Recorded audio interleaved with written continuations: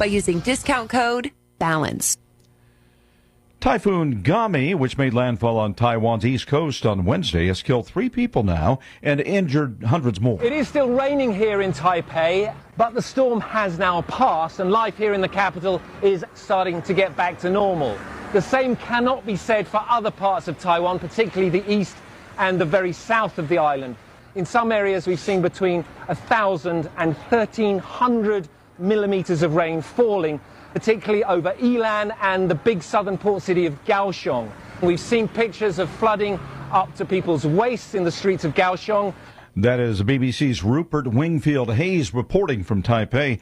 A New York City bus driver is hospitalized today after crashing his bus into a closed Burger King restaurant last night. Police say it happened in Brooklyn just after midnight and that neither of the 2 passengers on board were injured.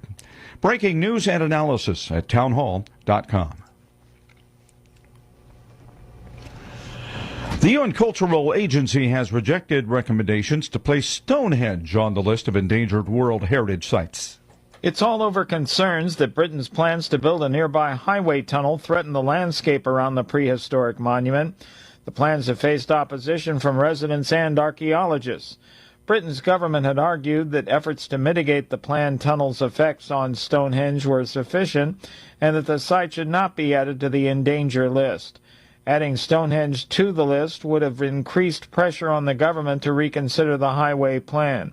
Stonehenge is one of the country's biggest tourist draws. Keith Peters reporting. If you like comic books, you may want to head to San Diego this week. Comic-Con International, the comic book and pop cultural extravaganza, runs through Sunday. The convention draws more than 130,000 fans every year. You'll find more on these stories at townhall.com.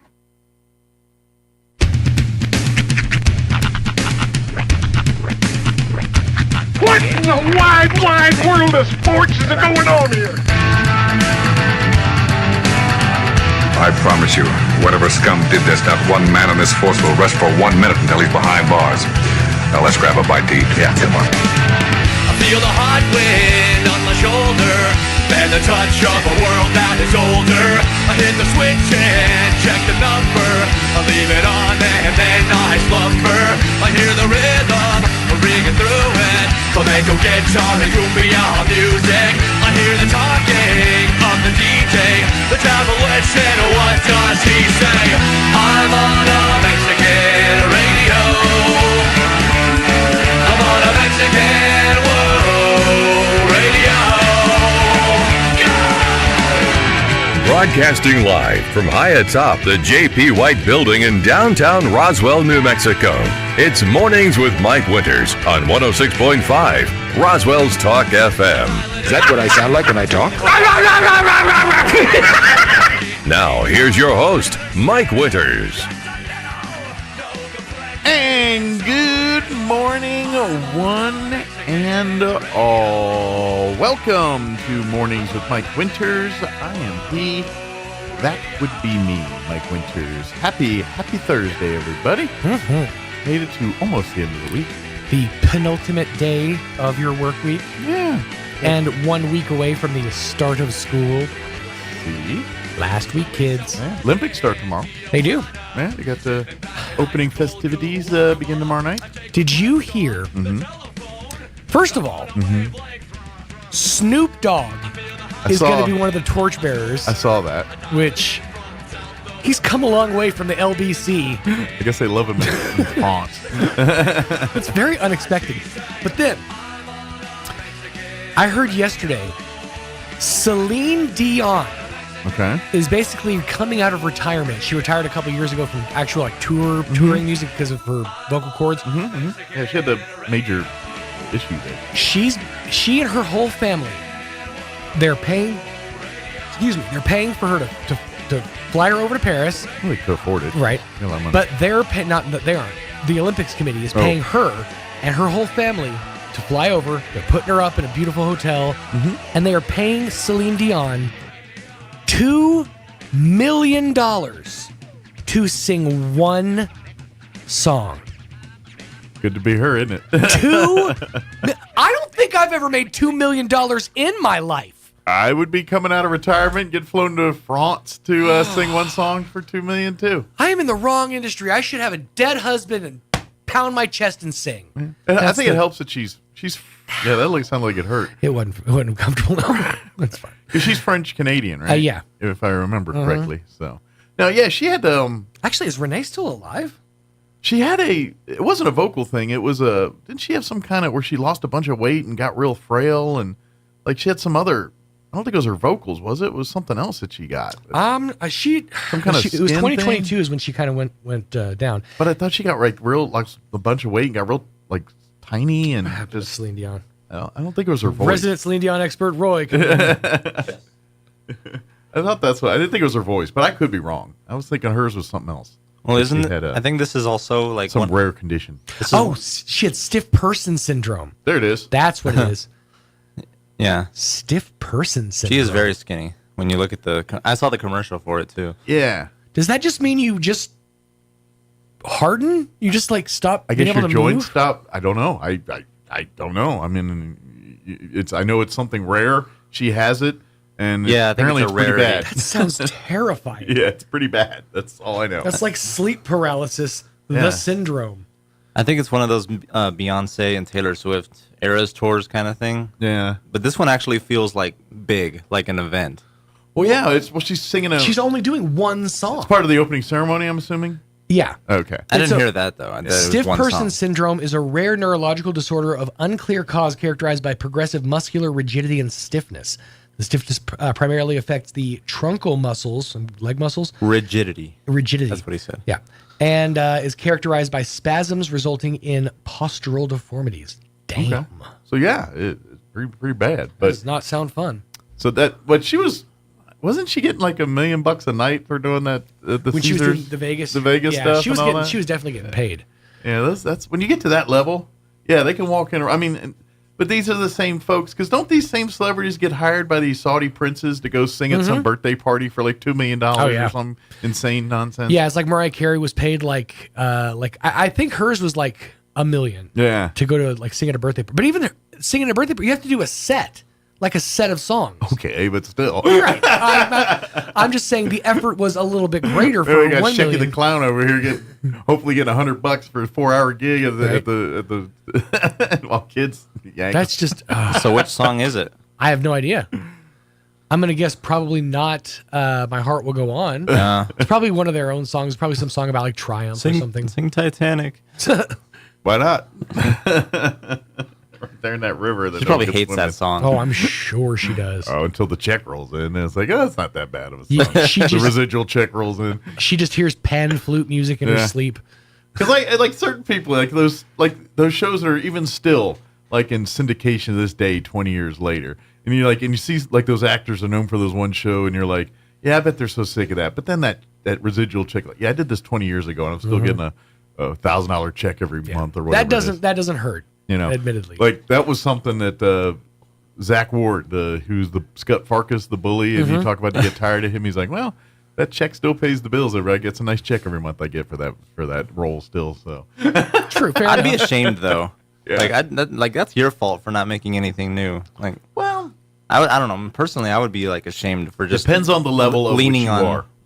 Yeah. If you when you get to certain A-level status and you get it by gradually, then you get to command your own things. If you have a one pop thing, you got to try to find another one pop thing that's going to set you to the next thing. Right. Some people succeed at that, some do not. Yeah. And that's kind of. I'll tell you who did it perfectly. Yeah.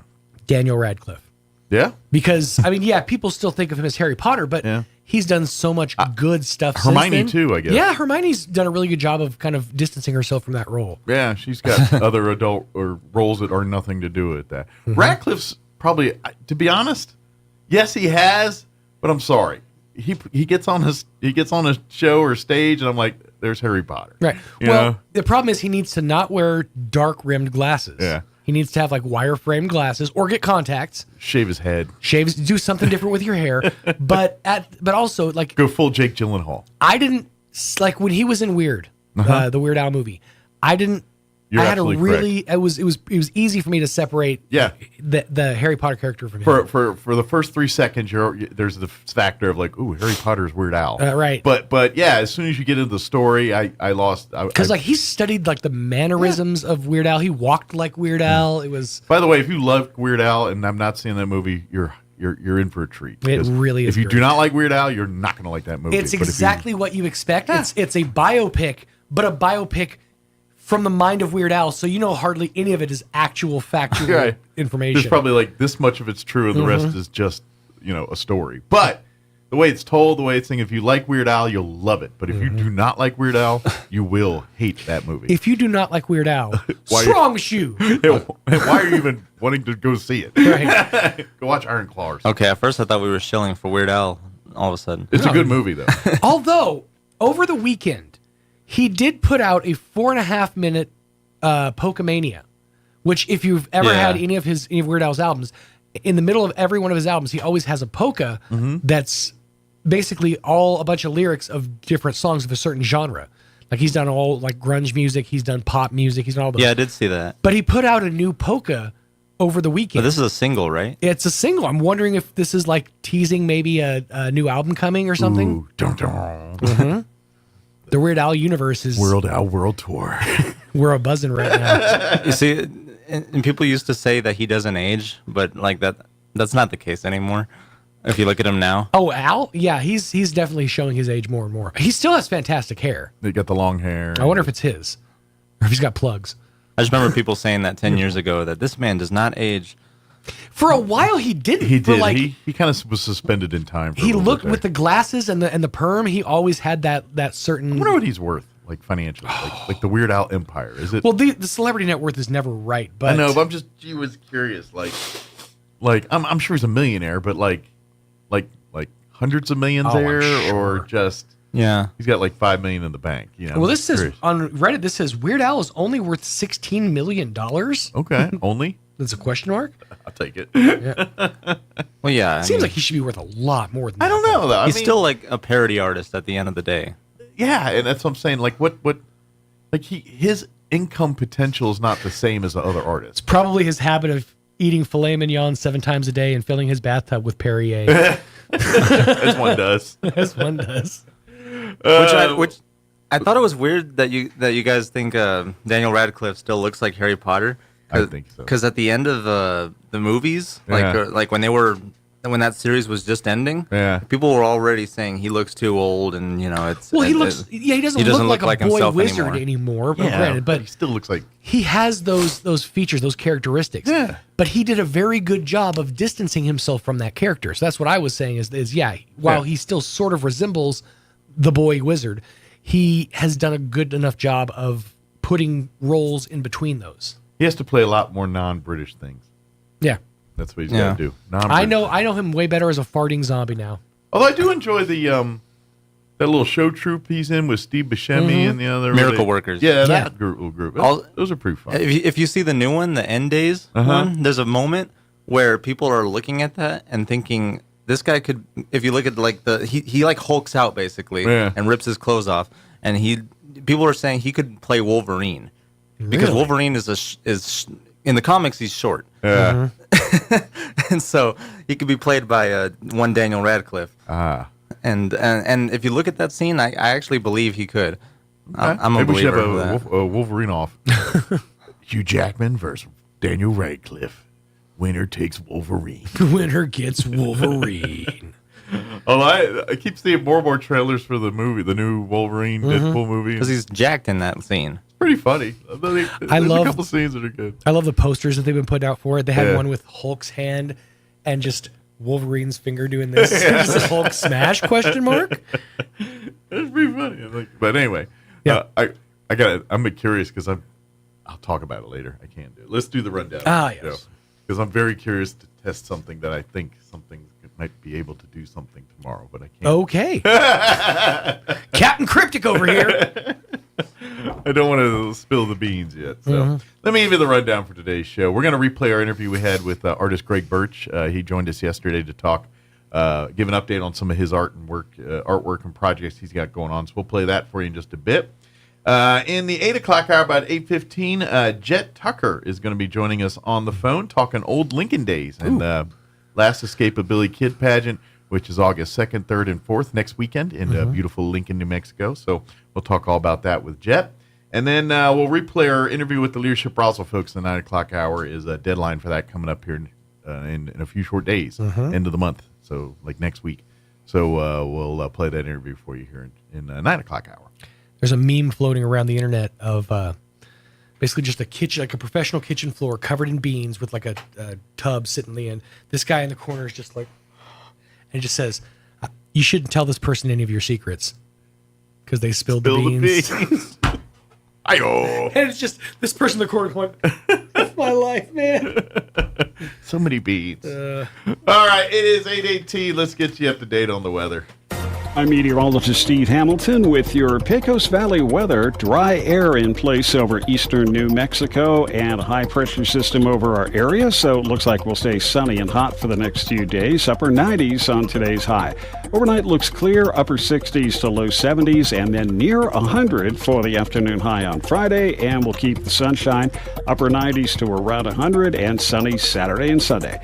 That's your latest forecast. I'm meteorologist Steve Hamilton.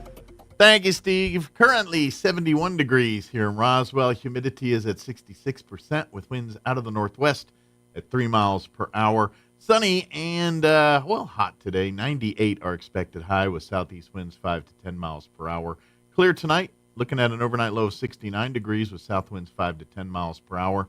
Friday, sunny, high of 97 tomorrow. South winds 5 to 15 miles per hour. Cloudy tomorrow night with an overnight low of 72 degrees.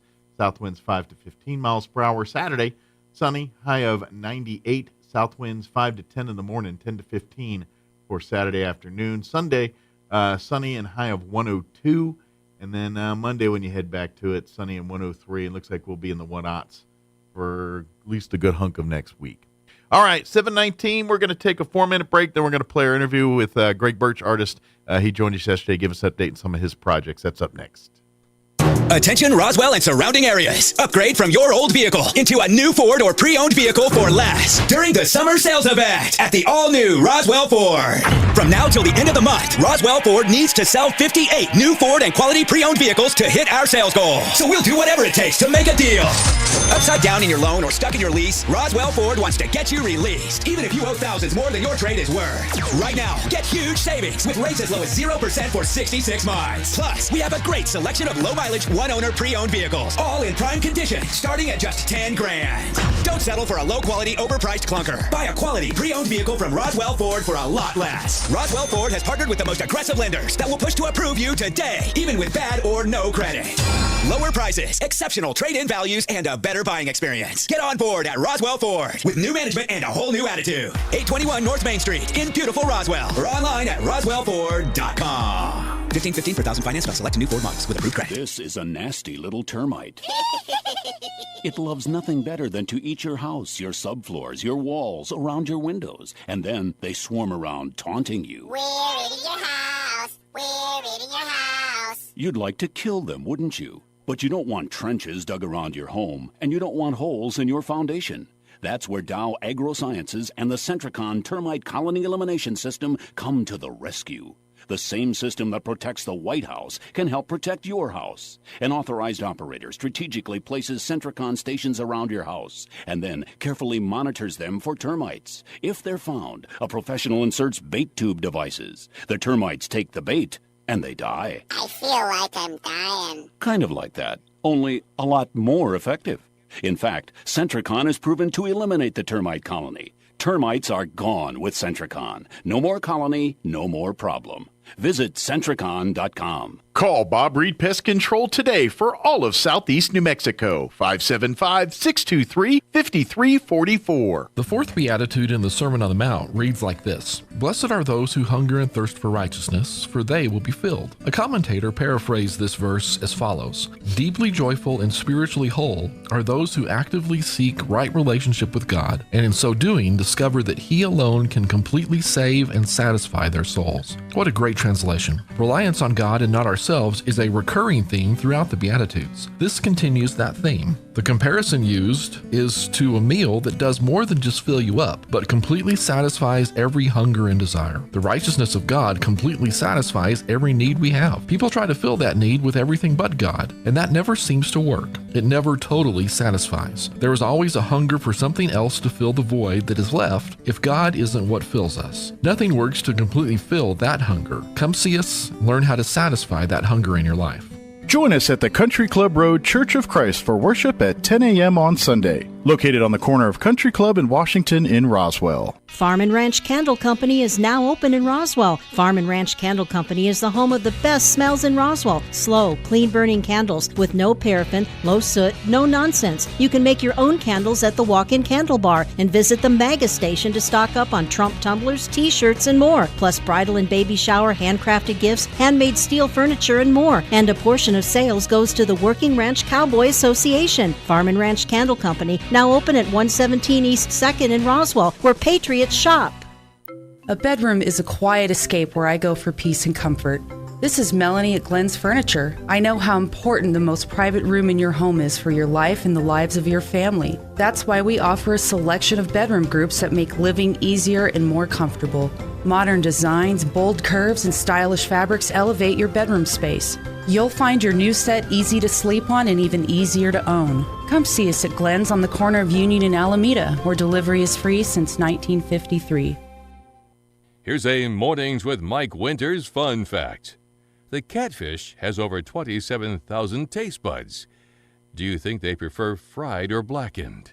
Here's Mike Winters. And good morning. It is 25 minutes after 8 o'clock, and joining us in studio this morning, artist Greg Birch back with us. Good morning, Greg. Good morning, sir. How are you doing today? I'm not too bad. Good. Can't complain. Of course, if you're not familiar, Greg's joined us a bunch of times on the radio here and various art paintings here, but resident artist who not only, obviously, if you need a painting commission, Greg will be happy to take care of you. Quite frankly, that's how he pays his bills, so he would love for that to do that for you. However, your passions are really these historical, whether it's book covers, whether it's paintings to recreate lost history in New Mexico, or anything like that. So that's kind of in between the commission work. This is kind of your passion project. Yes, sir. Yes, sir. So we've just kind of giving people updates on various things like throughout the years. Odds are pretty good. If you go to the various buildings in town, there's a Greg Birch piece of artwork somewhere in there, from the chamber to the museums to to even the American Legion buildings. Their paintings are quite prevalent in town here. Yes, sir. Good deal.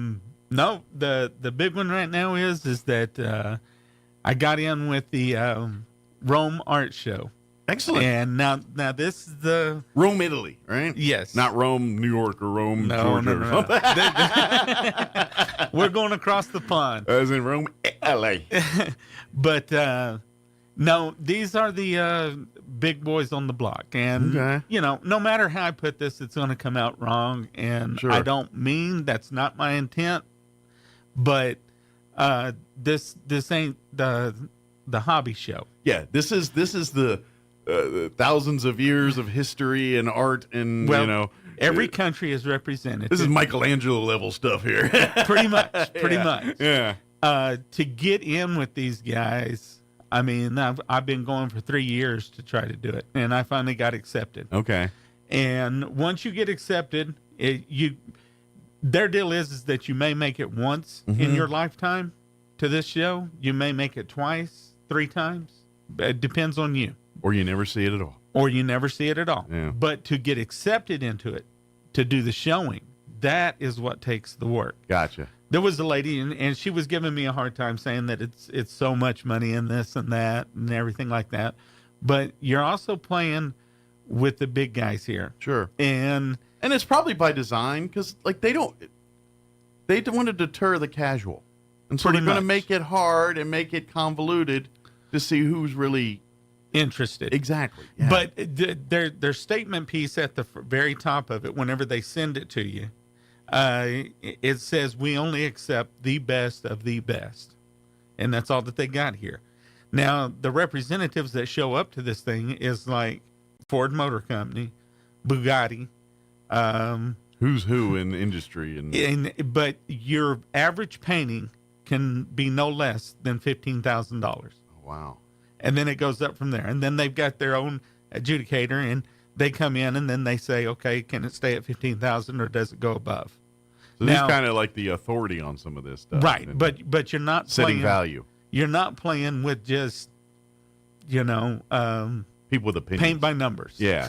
These are people with steroid, this is what they do. This is the history. These are the people that spent thousands of hours in college and in libraries and whatever doing their. But like I said, it's going to come out wrong, and I don't mean for it to. That's not my intent. Sure. That's not where I'm going with this, because you're just trying to show the fact that it's pretty exclusive, pretty. This isn't just something the average person can roll up and do. As an artist, you got to have your own goals. Mm-hmm. Now, there's things that I want to do that my biggest passion is always going to be giving back. I don't feel like that I can give back more than what I sell. Sure. Because that's not why I do this. But at the same token,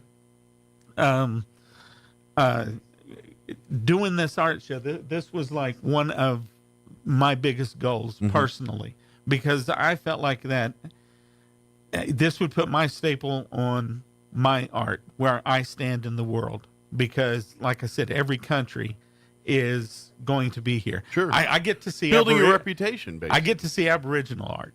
Oh, wow. But I've already told them I've got some personal issues that I'm trying to take care of, so this year it ain't looking like it's going to happen. Okay. Because it happens in September. Okay. And they put it here at the end of it, and for me, I went out there and trying to get my dadgum passport. Well, if you fly, you have to have the book. I found this out. If you're going to just be like on a ship cruise or anything like that, you can get the card. Okay. So I was like, wow, okay. Well, that's $130 right there. Gotcha. To ship, I can ship up to 10 paintings. Now, just standard shipping alone is $79. I'm about to say it's probably uninsured. A lot more than that. Yeah. If I go UPS, it's twice that amount.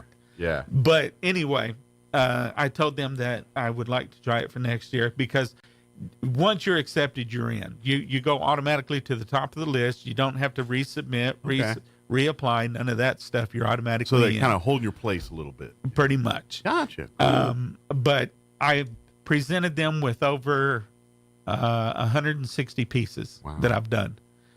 So I gave them a big sampling of everything from...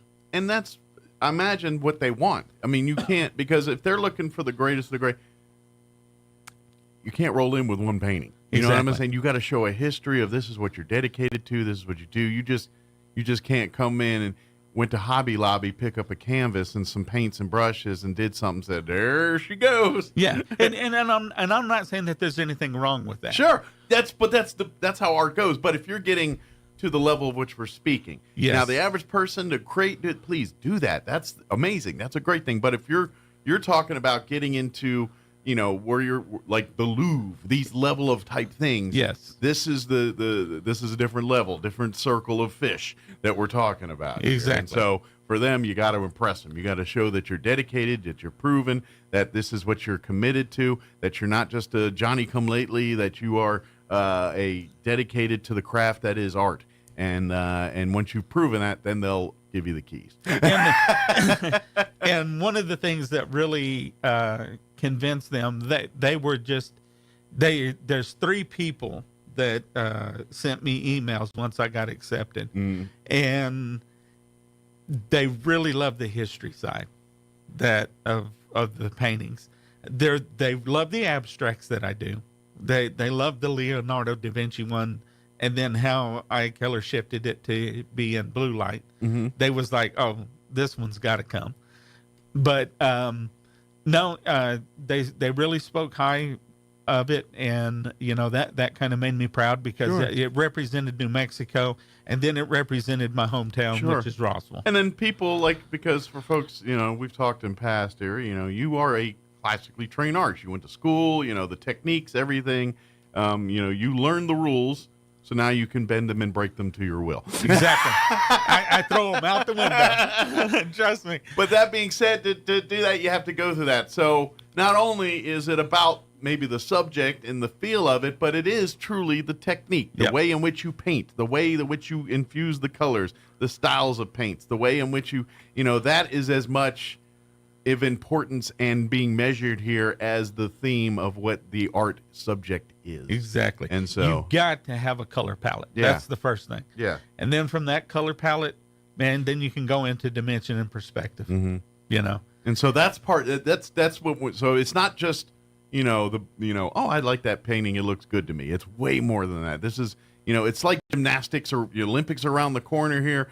Most of us watch gymnastics or watching, oh, that looked good, but the judges are looking at something completely different here. Exactly. And we just, we don't have a lifetime in that world to understand what that is. Yeah, and 2/3 of that, I would hate to be the judge. Yeah, for real. Yeah. But art is very much at this level the very same way. But see, in this one is nothing but a showing and a sell. Mm-hmm. They give the artist, and this is what I like about it.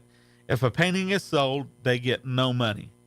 Yeah, all the money goes back to the artist. They don't charge an entry fee or they give nothing. the seal of approval, like this is legit. Exactly. It's almost like the Better Business Bureau for artwork. It's like this is a certified upper class legit art piece. It's kind of that seal of approval. Well, and see, we know that Jay-Z, for most people that don't know who he is, he's a rapper. Used to be, let's put it that way. Married to Beyonce. He wasn't a A-list celebrity at one point or another in his career. But he's one of the world's biggest art collectors. And he spends millions of dollars on paintings. Will he be there? I don't know. But these are the type of people that are at this event. The eyeballs in your art gets significantly bigger wallets. But exactly. And it wasn't to make the sale, but it was to be helping New Mexico get back on the map, Absolutely. helping Roswell get on the map. Sure. And I'm just a local country nobody boy. Sure. And people ask me, well, how come you don't put a price listing on Facebook? I want to be the type of artist that, and I'm going to always be that way. I feel like that if you put a price tag on it, people look at it and say, well, okay, that's like Versace. You're not going to change your mind. If I don't have a price tag on it, that means that let me help you get that painting. Right. Because there was a lady that lives here in town, and she's listening right now. Big time follower, big time fan of my art and stuff like that. But anyway, she had a picture of her and her son, and they were out in Montana, and there was this buffalo, and it was close to their vehicle, and she took a picture of it. I never saw this picture. Anyway, back when I was in a gallery, I had that painting up there, and she wanted it, and I had it listed for $1,500. And she wanted it real bad, and she was on a fixed income. And now this is no joke. I came down to her and I said, well, ma'am, what can you afford? And she was like, I can afford $200. I said, then I'll get the painting for you. And I let her have it for the $200. Now that's no joke. Sure. And that's how I feel that if I don't put a price tag on my art and you really want it, let's make it happen. And that's what, at the end of the day, that's what art is. Art is, and what, and art means something different to everybody, and that particular work meant something different to her than someone else that may look at that piece of work, and so it's kind of it's so different than, okay, it costs X amount of dollars to produce X amount of gallons of milk. All right, do the numbers. Here's the math. It's $3 a gallon or whatever that price you come up with is. Art's a whole different ballpark.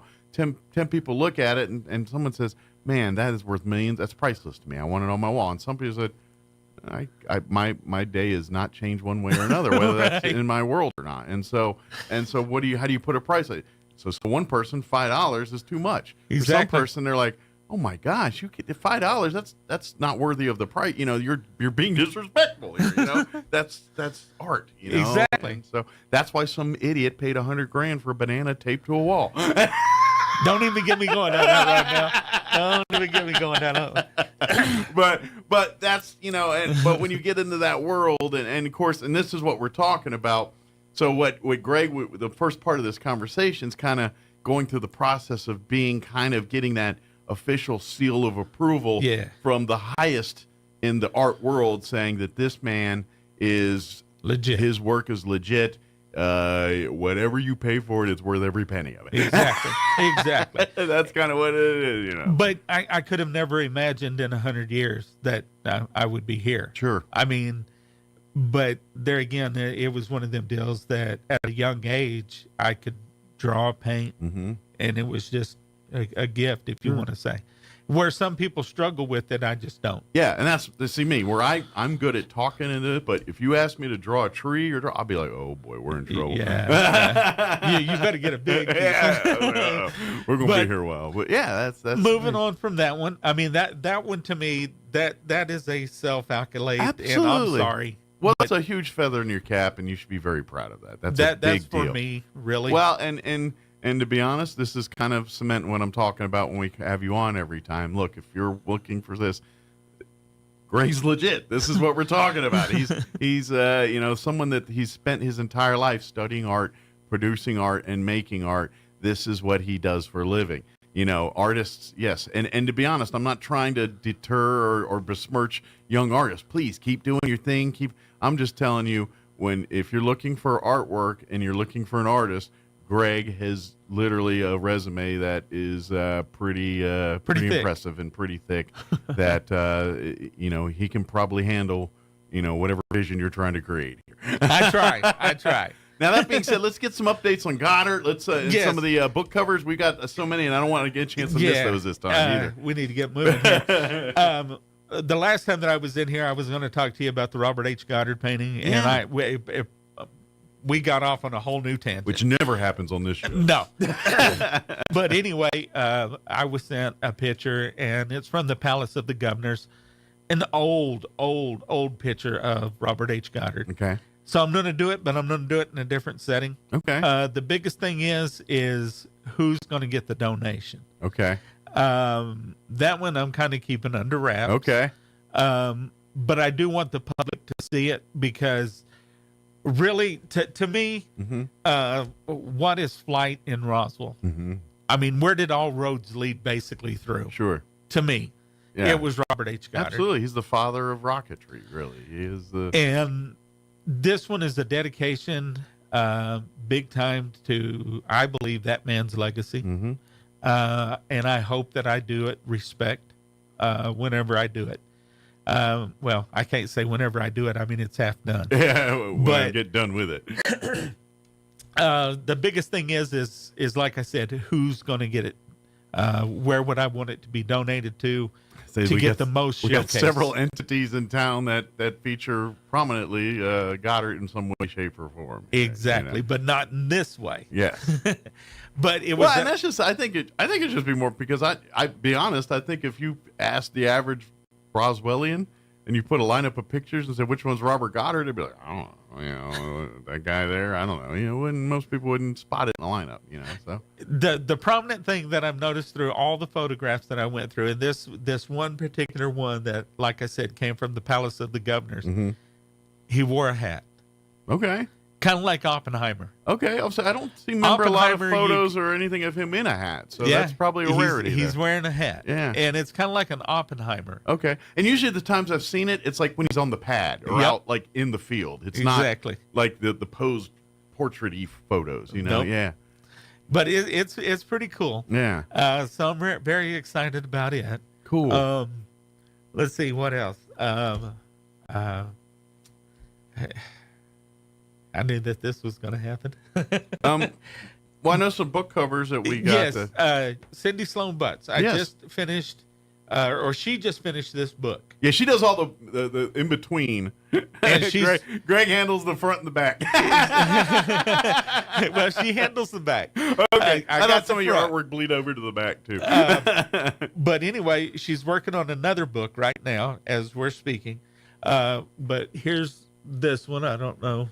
We always get this jacked up. You can kind of tell. It looks like someone's in a internment camp, something of that nature, where someone's in the inside out looking in, and you can kind of tell the barbed wire there, the Holocaust with the Star Data. Now, this is the West. That's really cool. And this right here was in the Netherlands. Okay. And this one here, whenever it first started, they said that this was the least harshest of camps. Okay. The cupcake camp of all the, like, if you want to put it in a term that way, of the. And what they did is that all the planes that were shot down or anything like that, they would have the people come through that was in these camps, and they would tear them apart. And this is where Anne Frank went to first before she went to Auschwitz. Okay. And anybody that knows anything about Anne Frank, they were there at the Netherlands here in Amsterdam. And then her family, they get shipped out to Auschwitz, and all of them die except for her dad. You know, he survives. They've got a brick inlay here, and I posted it on my page here a while back. Just stacks of bricks, and each one of the bricks represented the people who died at this camp. And basically in this camp, they would just use a bucket to use the bathrooms in. That's it. And once they overflowed, stuff like that, it just overflowed. Nobody done clean up, nothing like that. Sanitation, health, and safety, none of that was an issue or tended to in that camp. Sounds like, and it turned into a very bad camp. Well, probably most of them died that way. Yeah. That's it's you look at history of warfare, and you look at Revolutionary and Civil War history. You look at casualties of soldiers. More of them died of dysentery and various other health and safety issues than from a bullet. Exactly. I mean, don't get me wrong, a lot, especially Civil War, died from a bullet, but double that number died from health and safety issues, dysentery and just, not E. coli, all the various, things that happens in those. And there again, the inhumane, the stuff that just, the cover, it really took me back because I really wanted the cover to show some kind of respect to the Jewish particularly community. in our day and age where we're seeing a lot of pushback on Holocaust, and I never thought I'd fathom in my life where there's people that are kind of denying the existence of that, and in my lifetime I never thought I'd see that, and we're starting to see that. So now more than ever, sometimes these books, we need to remind people. And look, it's a part of history that is hard to talk about. Yes. I understand that people don't want to. We got to, because if we don't, guess what could happen? Exactly. All over again. This is how we stop these things from happening, is by putting them in museums and putting them in books and putting this information out there for people, not celebrating it. No. We're not going to make statues in town squares for these folks, but we keep them in the museums. We keep them in the books, so we know what these people did, And it just shows to me that, and especially the more that books that I do for her, because she does such a beautiful job as an author, but also the more that I uncover on certain things, even the Billy the Kid history, you give somebody just a little bit of an authority, and if they're not mentally in the right place, man, do they abuse it. Yeah, well, that's what history has proven time and time again. What is the saying about absolute power corrupts absolutely? Something like that. I'm butchering the term, but you get the gist of it. You power in the wrong hands is power, and that's why that's why the United States Constitution, I'm not trying to get a lesson here, but this is what it is, to prevent that very thing. So one person or one entity doesn't have so much power that they can control everything. But checks and balances, that's the whole key. But anyway, we're getting off topic. True. Another soapbox for another day here. But my point is this stuff is there, and I mentioned, so we remember and don't repeat, but also I always look at it is, if we don't remember and do these, then the people that died in these camps, the people that died in these situations, they die in vain. Yeah. And if nothing else, their death can be a lesson to the next generation, to saying, please don't let this happen to your people, to your generation. We need to, and so this is why this stuff's so important. And for those folks that try to trivialize this stuff or try to deny its existence, they're real problems, and they can contribute much more harm than good. So, but Big anyway, time. That's why we keep this stuff in the history, and we keep it in the forefront, because the moment we don't, then we allow for the next person to come and do the same thing. Exactly. Let's see. I've got the National Bull Riders Hall of Fame that has moved to Oklahoma. I've got a painting there that has been accepted. Just waiting to get it all finished up, and then make the trip over there. And then the Pony Express is all coming together. Awesome. This is how come you said that I don't sleep at night. I find that lighting at night, whenever I paint, the paintings can look more antiquish because the lighting is, you don't have the daylight light. It's all artificial light, not natural. Exactly. Yeah. And it finds that I find that the paintings come off more antiquish. Gotcha. But anyway, these are some of the things that's in the making. The biggest thing is getting to the Rome Art Show, which is going to be in Venice. That's so and cool. That put New Mexico on the map. Just curious, have you ever been to Italy or Europe, that part of Europe, or No. Europe at all, for that matter? No. No. This will be the first time. I've been to Italy. It was northern Italy, and it was the military, so I wasn't down in Rome. That's about 6 hours south of where I was. I was up near Venice and all that. This is when we were bombing Milosevic back in the 90s. But it's a beautiful country. I mean, it's different. Everything's small, everything different, but beautiful country. Beautiful. It's not United States. No. But then again, there's certain parts too that it's different but familiar. Yeah. You know what I mean? You're like some of it, some of the stereotypical Italian stuff you think of is there, and then some of it's none of that's like that. And so it's just different. But yeah, hopefully maybe next year you're going to be that's what I told there and bound and ready to go. Hopefully I can get everything resolved here, these personal stuff, and I can get over there. But like I said, it's this right here was a life-changing event for me. One, it put New Mexico on the map because I get to represent. I haven't heard that anybody else from New Mexico put in or even got accepted as far as of yet. Sure. Do they have because I also understand that there is kind of an affinity for Western American West culture in Europe. Yes. That cowboys, that lifestyle and everything fascinates many Europeans. And so I imagine too, you kind of get that niche a little bit, like it's like, ooh, this is from the Southwest. This is, you know what I mean? Like you kind of create eye candy for them. And what I mean by that, it's like everyone has their favorite foods or whatever. It's like, ooh, it's the burrito guy or whatever. I literally didn't, because they have such an affinity, a large percentage for Southwest and cowboy. They see you and it's like, ooh, he's the burrito guy. You know what I mean? Like, right. That's what I think they kind of might even look at you. It's like, oh, I love the Southwest stuff, and this man creates it and gives us an image of it very well. So. The lady that I responded to yesterday, telling her things that's going on, I couldn't even pronounce her last name if you forced me to. But anyway, it starts with a G. But she was their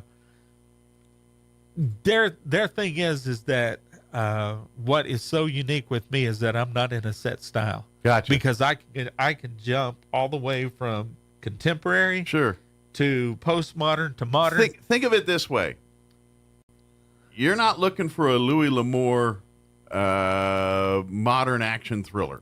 He doesn't write, or he didn't write those. You know what I'm saying? Right. People pigeonhole themselves, and you're that exception. You're the guy that's like, I'm Stephen King, but guess what?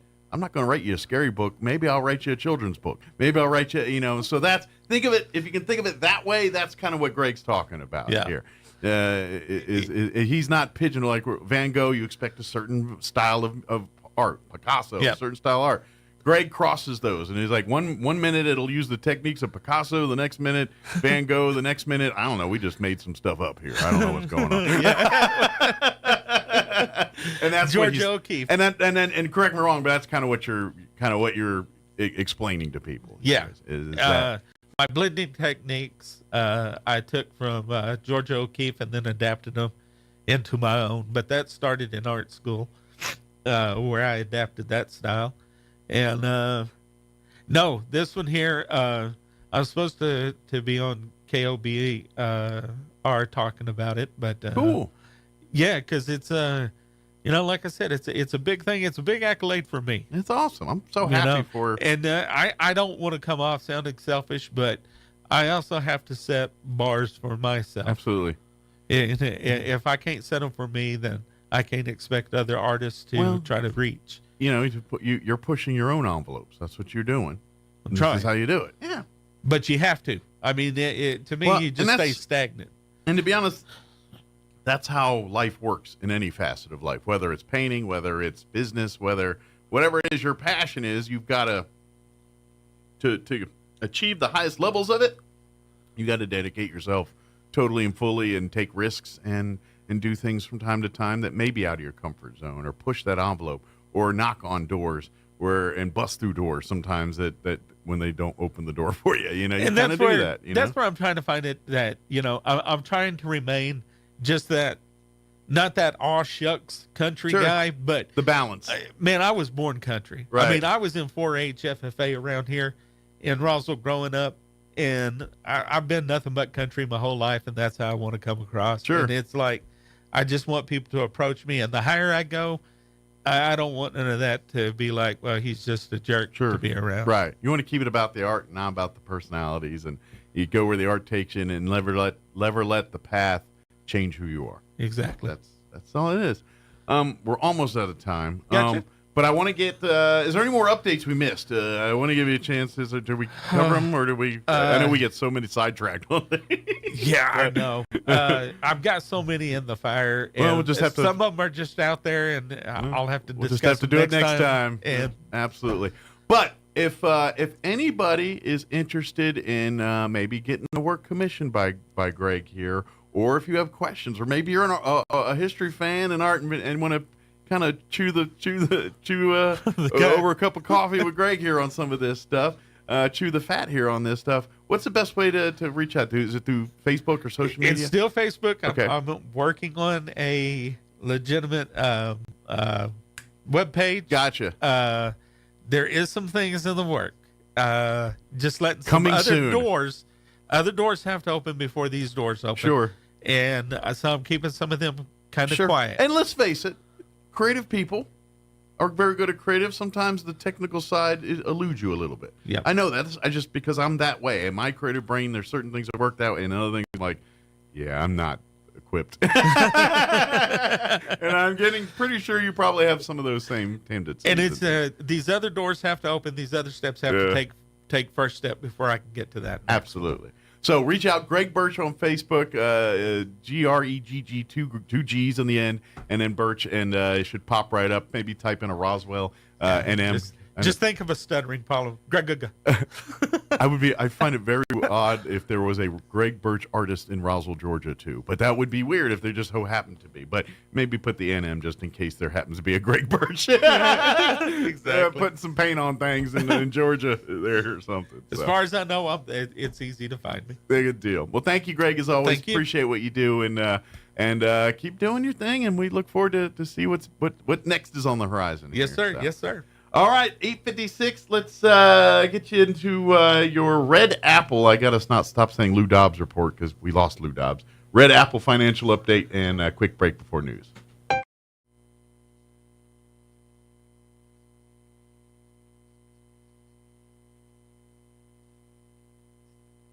With the Wall Street Business Report, I'm Bill Alexander. Sales of new U.S. single-family homes fell to a 7-month low in June as higher mortgage rates and prices weighed on demand, further evidence that the housing market recovery faltered in the second quarter. The U.S. Federal Aviation Administration has struck a deal with an employee union to ensure that air traffic controllers receive additional rest as the agency deals with staffing shortages. Under current rules, controllers handling active airplanes must get an 8 or 9 hour break between shifts. BMW is recalling 291,000 vehicles in the United States as their interior cargo rails could detach during a rear crash, increasing the risk of injury, the U.S. National Highway Traffic Safety Administration has reported. Oil prices settled higher on Wednesday, supported by large declines in U.S. crude and fuel stocks, but hovered close to their lowest level in 6 weeks due to concerns over weak global demand. For the Wall Street Business Report, I'm Bill Alexander in Washington.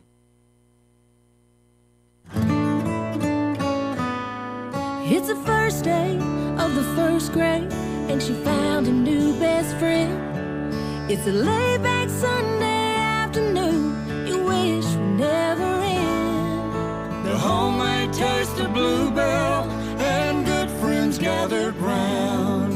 The good old days are being made right now. The new Bluebell Cookies and Cream Cheesecake is cheesecake ice cream with chocolate cookie-crusted cheesecake pieces and chocolate cream-filled cookies. Again, cheesecake ice cream with chocolate cookie-crusted cheesecake pieces and chocolate cream-filled cookies. Buy two. The good old days are being made right now. The good old days are being made right now. Look for Bluebell ice cream at Walgreens stores and Smokey's Country Market in Capitan. The Portales Summer Jam is coming to the ENMU campus courts Saturday, July 27th, starting at 9 a.m. This 3-on-3 youth basketball and pickleball tournament is open to all ages and skill levels. Registration is only $25 per person with military and student discounts available, plus trophies, prizes, music, food, and more. Space is limited, so head for Portales.com or call 575-356-8541 for more info and to sign up today. The Portales Summer Jam, Saturday, July 27th, starting at 9 a.m. on the ENMU courts, presented by the Roosevelt County Community Development Corporation. This ad paid in part by Portales New Mexico Lodgers Tax. It takes a long time to develop trust. At LaGrone Funeral Chapel, they've been earning your trust for decades. They understand how important it is to friends and family to celebrate a life in the way you choose. The professionals at LaGrone will ease your stress and anxieties. They'll provide the guidance you need to select a service that's appropriate. And that's what they've been doing for generations, earning your trust and doing the right thing. LaGrone Funeral Chapel and Crematory, 900 South Main in Roswell. Online at LaGroneFuneralChapels.com. What made Roswell Hyundai the #1 used car dealership in southeastern New Mexico for 2023? It's simple. Great selection, great savings, and great people. Right now, the lot is loaded with all new Hyundai models, including Elantras, Santa Fe's, and Palisades. And with 0% on select new, 5-year warranty, and 3 years free oil changes on all 2024 models in stock. Now's the time to trade up and save big. So, what makes Roswell Hyundai the #1 used car dealership in southeastern New Mexico? You do. Come check out the all-new and used car supercenter only at Roswell Hyundai, 1909 West 2nd. Breaking news this hour at townhall.com. I'm Bob Agnew in Washington. President Biden used an Oval Office address to acknowledge a closing chapter of his political career last night. Joe Biden said he reveres the office of the presidency, but he loves his country more. You know, there is a time and a place for long years of experience in public life. There's also a time and a place for new voices, fresh voices, yes, younger voices. And that time and place is now. He said nothing can come in the way of saving our democracy, and that includes personal ambition. Greg Clugston, Washington. Correspondent Lisa Dwyer reports Democrats are poised to virtually nominate Kamala Harris and her running mate. Democratic National Convention delegates can make Vice President Kamala Harris their presidential nominee and even approve her yet-to-be-named running mate in online voting beginning next week. The convention's Rules Committee has approved a proposal where delegates from around the country will be able to vote on potential presidential candidates to replace President Joe Biden, who abandoned his re-election bid last weekend. Harris is the only major Democrat to announce publicly that she's seeking the nomination. That means that she'll likely be approved in balloting beginning August 1st, 18 days before the party's convention opens in Chicago. I'm Lisa Dwyer. Congressman Mike Waltz of Florida is cheering the departure of Kimberly Cheadle as director of the Secret Service following the assassination attempt on former President Trump. I am glad she finally resigned, but it was 9 days. It was 9 days too late. This was an epic failure. And to come to the Congress and not be prepared to ask or answer even the most basic questions. And he says there's evidence the gunman who tried to assassinate Donald Trump may have been working with others. There is a lot more to unpack here, and I don't think this was just some, loner loser kid who was able to do all of this on his own. More from townhall.com. Here's an important message from the Diabetes Solution Center. Do you like pricking your fingers to test your blood sugar levels? No one does, but it's important to maintain your health. And now, by wearing a small remote device called a continuous glucose monitor, or CGM, you don't need to prick your fingers anymore. It's easy to use and helps you make more accurate diabetes treatment decisions. If you are testing your blood sugar 3 or more times daily, injecting insulin, or using an insulin pump, call the Diabetes Solution Center right now. And if you have Medicare or most major insurance coverage, you may be able to get a new CGM at little to no out-of-pocket cost. Shipping is free, and we'll even bill your insurance company for you. If you are testing your blood sugar 3 or more times daily, injecting insulin, or using an insulin pump, call the Diabetes Solution Center right now to learn how to painful finger sticks and get your own continuous glucose monitor, or CGM, at little to no out-of-pocket cost. Fast-moving wildfire hit Jasper National Park last night, and crews are battling multiple structural fires in the community there. Alberta wildfire spokeswoman Melissa Story told CTV it's all about an increase in lightning strikes. Well, we currently have over 177 wildfires burning on the landscape in the forest protection area. Over 55 of them are classified as out of control. A volunteer-heavy effort to restore some of Louisiana's eroding coastline with recycled oyster shells was part of the scenic backdrop for a visit from the head of AmeriCorps, the federal agency that deploys such volunteers. New oysters will grow on old oyster shells. So over time, the reef will grow, and it can keep up with sea level rise. It can expand. It really is one of the most effective strategies we have for shoreline stabilization. Michael Biros of the Coalition to Restore Coastal Louisiana says using oyster shells to grow the reef was one of the most effective ways to stabilize the shoreline. Breaking news at townhall.com. Men and women ranging in age from 19 to 69 are hailing from 21 countries and 26 U.S. states. 97 runners in all have pushed off in desolate Death Valley for what's billed as the world's toughest foot race. Race director Chris Kosman says the 135-mile race is invitation only. To even enter, the runners have to have completed at least 4 100-mile or longer ultramarathons over the last 3 years. For runner Carla Kent of Las Vegas, this is her 12th year. It's the challenge, and it's just the Badwater family. 44-year-old Luke Thomas says there's just one word to describe the race. It's suffering. I mean, I think that's the best way I can put it. Daytime temperatures reach as high as 120 degrees Fahrenheit, and night heat is about 100. Race director Kosman says no runner has ever died during the race, but a few people have landed in the hospital. I'm Donna Warder. You'll find more on these stories at townhall.com.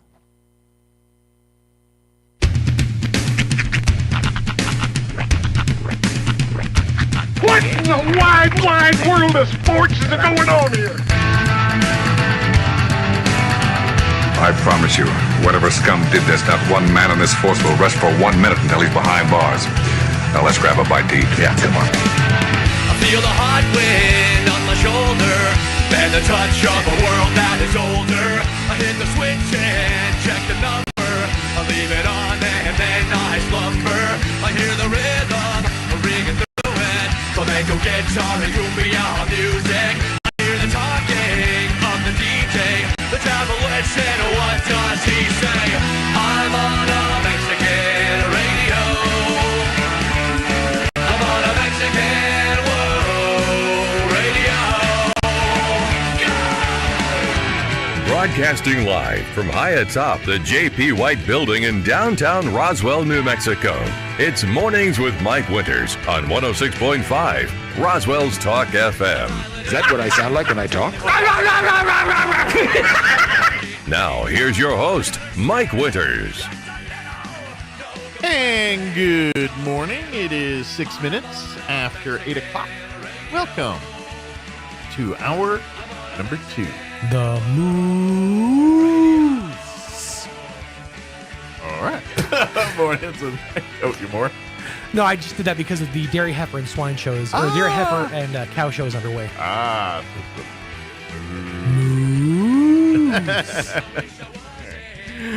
That's right. It is Fair Week. Mm-hmm. Actually, we're coming down on the last days of Fair. Yeah. Tomorrow wraps up with the Junior Livestock Auction and everything else tomorrow here. But we do have shows live and on demand. KSPPTV.com. Click on the Chaves County Fair for Chaves County Fair shows. Also going on this week is the Eddy County Fair. You'll find links to those shows as well, too. Yep. KSPPTV.com. Indeed. Tomorrow's the money day. Kids just licking their chops. That's right. Not their lamb chops, hopefully. Figuring out how much money they're going to pull in from for all the hard work they've been doing. Yeah. And, of course, some will move on and go to the next level. You know, kind of. But and because I'm really not that knowledgeable in that world, but when I was talking with the extension office last week, they were kind of explaining a little bit to me. So all your grand and reserve champions this week will be in the auction. But if they didn't, then you don't have to be. Right.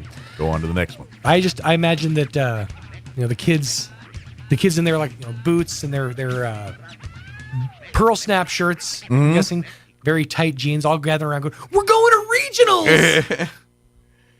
Yeah. Yep. Just to getting excited, because from here it's you move on to the Eastern Mexico State Fair, I guess, right? Yeah, Eastern or State, depending on where the the state's state fair. technically before the Eastern. So Yeah. So I guess State Fair would be next for some of those folks. So that feels like nationals. I feel like it's a bigger level, yeah, but in the timeline of things, the State Fair is before the Eastern New Mexico State. Anybody who watched Glee knows regionals comes before nationals, all right? Regional. There's a weird number of people from that show who have just died. You're right. I've noticed there's at least like 3 or 4. No, there's like 7 or 8. Oh, is there many? Corey Monteith was the one everybody I've knows. never watched the show. I know of the show. I know it existed. I've never seen an episode, so I don't know any of the stars, but I've seen enough stories of people passing or dying in some way, shape, or form, whether it's drugs or suicide. I think one got taken out during the pandemic. Yeah, COVID. I think an so, actual yeah. COVID death. Yeah, so it's definitely got a feels like one of those haunted histories almost. There were that I remember. There weren't a lot of notable COVID deaths. I know this is a grim topic to be talking about on a morning show, but the one I remember was the Broadway guy, the guy who was like a Broadway singer and dancer, and he had both his legs amputated before he passed on. See, it's such a The blur. only reason I remember him is he was friends with Zach Braff. Yeah, okay. So that's... What about the wheelchair character? The wheelchair kid? I don't know. He's the only one I care about. He's from Glee. Just the cripple. Oh, from Glee. Let me see. I never watched Glee, so I don't know any of this stuff. He appeared on Whose Line Is It Anyway? That's the only reason why I like him. I must have missed that one. Okay, so this says 3 cast members. Yeah, so 3 cast members from the musical drama Glee died within 11 years of the show's premiere. Corey Monteith, Mark Salling, and Naya Rivera. Okay. Were they all 3 major stars, or were they just stars at one point or time? They were in the Glee. Like the main club. cast. Every season there used to be In addition to the cast members, 5 crew members also died while working on the show. Okay. Yeah, some speculate there was a curse on Glee. That's what I'm saying. It feels like it's got one of those cursed kind of vibes to it. There was a whole documentary series on this on Discovery called "The Price of Glee." It was premiered January last year. It explores the deaths and other dramatic situations that played out in the public eye. Huh. Yeah, that's just a sensationalist. Hey, we got it. We're going to kill an hour, and we got those stories. And I'm a mark for those things. I watch them all the time. Right. I didn't. Oh, go ahead. I was gonna say I didn't start watching Glee until the very towards the end of the series. Yeah, see, I never watched it. I didn't. Well, I felt like as a guy, I couldn't. But then when it was Glee is for everyone. Right. I'm like, okay, fine, I'll give it a shot. And it's a pretty good show. I don't like musicals, and the word of it's a show about musical. No, I'm out. You're gonna sit here and tell me you didn't like Cop Rock? You're right. You got me. Huge fan. Big mark for Cop Rock. I watched all 3 episodes. Let's be careful out there. I'm impressed it got to 3 episodes. It made 3. Yeah.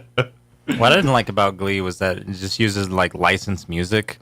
It couldn't come up with its own music. Well, yeah. I mean, that's what Glee Club is. But that's what Glee is. It's all licensed music. They all just sing. You're just singing other people's songs. Yeah. I was in. But they sing it badly. Well, that's Glee Club. I know this is going to come as a shocker to you, but I was in swing choir in middle school. But it's supposed to be how they think they sound, right?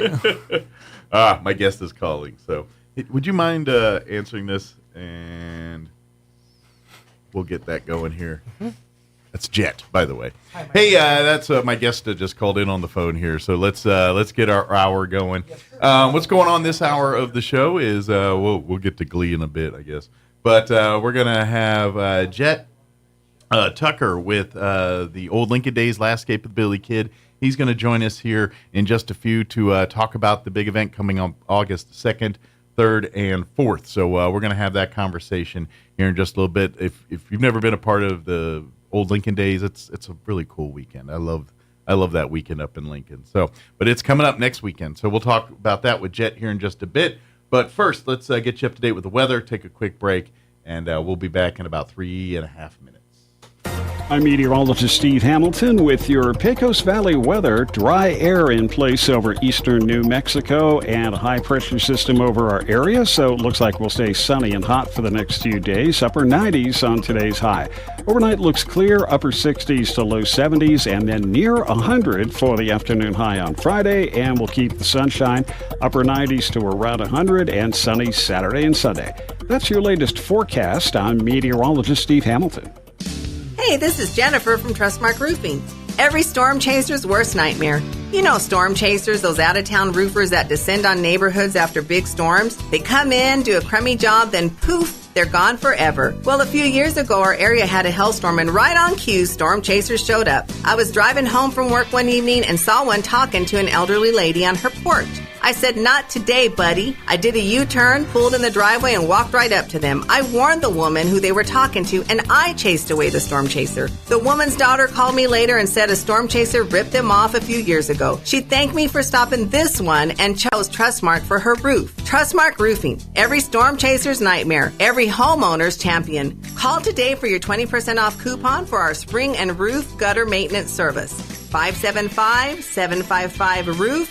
Or visit TrustmarkRoofPros.com. Trustmark Roofing, we put people first.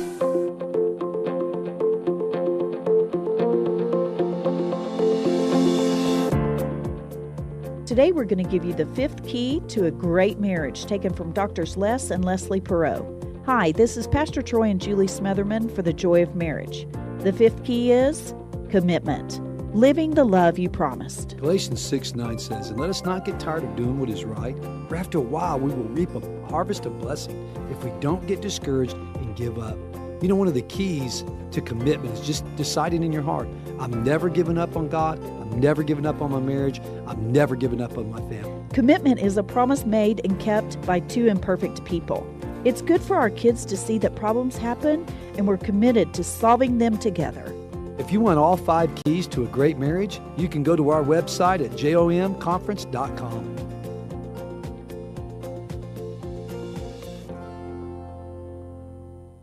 So your trees are turning yellow. You scratch your head and think to yourself, what would Jim Gill do? This is Shirley from Roswell Seed. If Jim were here, he'd tell you all about something he called monkey blood. It's a powder that turns a deep red when you mix it with water. You pour it on the ground under your tree's drip line, and in a few weeks, they'll be healthy and green once again. So when things aren't green, just ask yourself, what would Jim Gill do? Then head down to Roswell Seed Company and find out. Pressure Services, LLC in Artesia, New Mexico has immediate openings for experienced vacuum truck, kill truck, and hydrovac operators. Operators must hold a Class A CDL, at least 2 years of experience, and all positions require a clean driving record and must be able to pass a DOT drug and alcohol screening. Pressure Services offers great pay with IRA benefits and employer contribution towards health benefits. Please apply in person at 2702 North Freeman in Artesia, New Mexico. Equal opportunity employer. Here's a Mornings with Mike Winters fun fact. Men are 6 times more likely to be struck by lightning than women. That's because men are 6 times more likely to wear a tinfoil hat in a thunderstorm. Here's Mike Winters. And good morning. It is 16 minutes after 8 o'clock, and joining us on the phone this morning, talking old Lincoln days, we have Jet Tucker joining us this morning. Good morning, Jet. How are you doing today, sir? I'm good. How are you this morning? Doing good. Well, for folks that have been living in the area a while, you're probably pretty familiar with this, but folks new to the area, one of, I would say, annual tradition of Southeast New Mexico, and it always happens right around the first weekend of August, is Old Lincoln Days in beautiful Lincoln, New Mexico, and it's a 3-day festival of Lincoln, celebrating well, not celebrating, but recognizing and showing the history of the Lincoln County War, obviously, the highlight of the weekend is always the last escape of Billy the Kid pageant, which they do a historical rendition of Billy the Kid's escape from the courthouse. They do shows of it Friday night, Saturday night, and a Sunday matinee. And the cool part is that pageant in and of itself is almost as historical as the events they're talking about in it. So it's just a really fun weekend. But Jet, that's kind of a surmise. I know there's a whole lot more going on there, but that's kind of the big highlights of old Lincoln days here. Talk about some of the things that I kind of skipped there. Well, like I say, the pageant is the highlight, but there's food vendors, there's jewelry vendors, there's we have a parade on Sunday morning at 10 o'clock, and concerts. Yes, sir. There's concerts before the pageant shows. Friday night and Saturday night they'll start at 7, and Sunday they will start at 11. Friday night we have Tanner Houston. He's a local musician from Cloudcroft, and he's got family all over Lincoln County. And then Saturday night we have La Ultima, and they are from Carazogo, and they do mixture of Spanish, country, rock, whatever. Okay. And then a little something for everybody. A little bit of something for everybody. Yep. And then my mind just slipped me who Sunday morning was. Sunday you've got the we have dirt bags.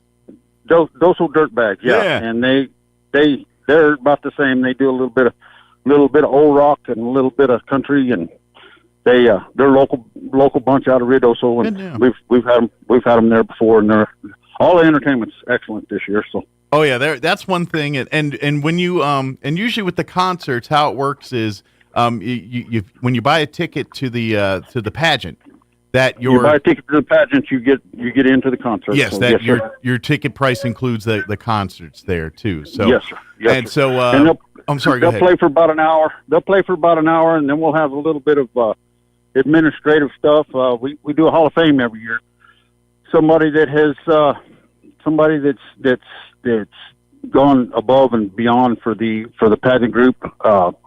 We put them in the Hall of Fame, and it's actually my brother-in-law Kent McInnes that's going in this year. Awesome. And then, of course, we've talked to Kent many years on the radio here about Billy the Kid, and he's been an integral part for many, many years, but life's called him into a different direction now. So yes, sir, and we hate to. I mean, he's still around for the show, but we hate to lose his day-to-day input. But you can't stop somebody from bettering themselves. So. Exactly, life takes you where life takes you, and you're just happy for them when they're going the path that they want to go. So. Yep. And then we do that on Friday night. We do the Hall of Fame on Friday night. Saturday night we do a memorial to people that have played in the pageant past years that have passed on, and unfortunately we have 2 to do this year. So. Oh, that's unfortunate. But and Sundays, no offense to anybody, but we try to get everything done and get it over with so we can get everybody home and back off the hill or other parts of the hill or whatever. Yeah. Back to school. And it used to be the matinee performance used to be at 3 o'clock. We moved it to 1 o'clock so people could get back. We have people that travel. We got people come from California, Kansas, from all over the United States to come and play in this deal. So we try to get it where they can at least get back part of the way home that afternoon. Good deal. Now, I know one of the other traditions. Do you still do the Cowboy Church Sunday morning there too, or yes, sir. Okay, yes, sir, good deal. We do that at 8 o'clock at the pageant grounds on Sunday morning. Excellent. So if you want to start your day Sunday, come on out and have some church with them at 8, and then stick around for the parade shortly thereafter, and then the last performance there, and last performance there of the pageant grounds there. So yes, sir. Yes, sir. One thing we kind of I want to say pride ourselves on. We have kids that grew up doing this. They started when they was 2, 3, 4 years old, and they've done it all their lives. And as you say, life's taking them different places, but they schedule their vacations around the pageant to come home. That's so cool. To play in the pageant. Well, and it means so much, because if I'm imagining, if you're from Lincoln, I mean, it's just part of the fabric of you. You know what I mean? It's just part of it. Pretty much Lincoln County, yes. Yeah. I mean, not just Lincoln, but Lincoln County. Just for an example, my wife, this will be her 49th year doing this. That's awesome. That's awesome. She and probably would do 49 more, right? If she's able, yes. Yeah. Well, it's a lot of work, but it's also a lot of love, and that's why I highly recommend it, especially if you've never been before. Come on and make next weekend, again, August 2nd, 3rd, and 4th, so it'll be next Friday, Saturday, and Sunday. Come and make a weekend or make a couple day trips up to see all the stuff. Good news is Lincoln is full go. We've had the fires and the flooding in Ruidoso, and they've been impacted severely there, but fortunately for the village of Lincoln and everything there, no issues there. Billy the Kid, the old Lincoln days will be a full go, plenty, no restrictions, no nothing. And matter of fact, I'm guessing some of those bands that were looking for places to play in Ruidoso now get to come and hang out in Lincoln for the weekend. So yes, sir. Yes, sir. Absolutely. And of course, we're always praying and just trying to help wherever we can for those folks in Ruidoso. But don't worry if you're coming. The fires and flooding has not impacted Lincoln, New Mexico, and old Lincoln days here. So all of that is game on this next weekend. So I just want to invite everybody out to have a good time and enjoy themselves. And if you've ever been through Lincoln during the week or a normal weekend, that sleepy little town looks like the middle of Albuquerque on that weekend. So it is busy. There's a bunch of people come out. I also like, as a recommendation, if you've never seen the actual pageant, the Last Escape of Billy the Kid pageant, I highly recommend you make your first time either the Friday or Saturday night performances. Don't get me wrong, yes, the Sunday matinee is a great performance too, but those night performances, when they're done in the dark, there's another level with the darkness and then the gunfire. It adds another cool element to the performance.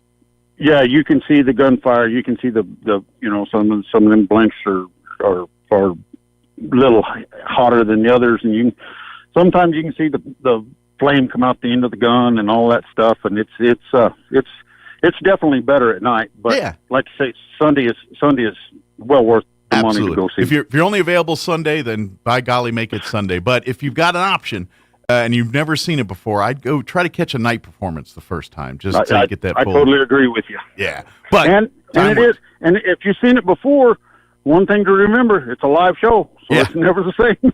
It is never the same. But the beauty of it too is the script, the script that they use. It's a historical script.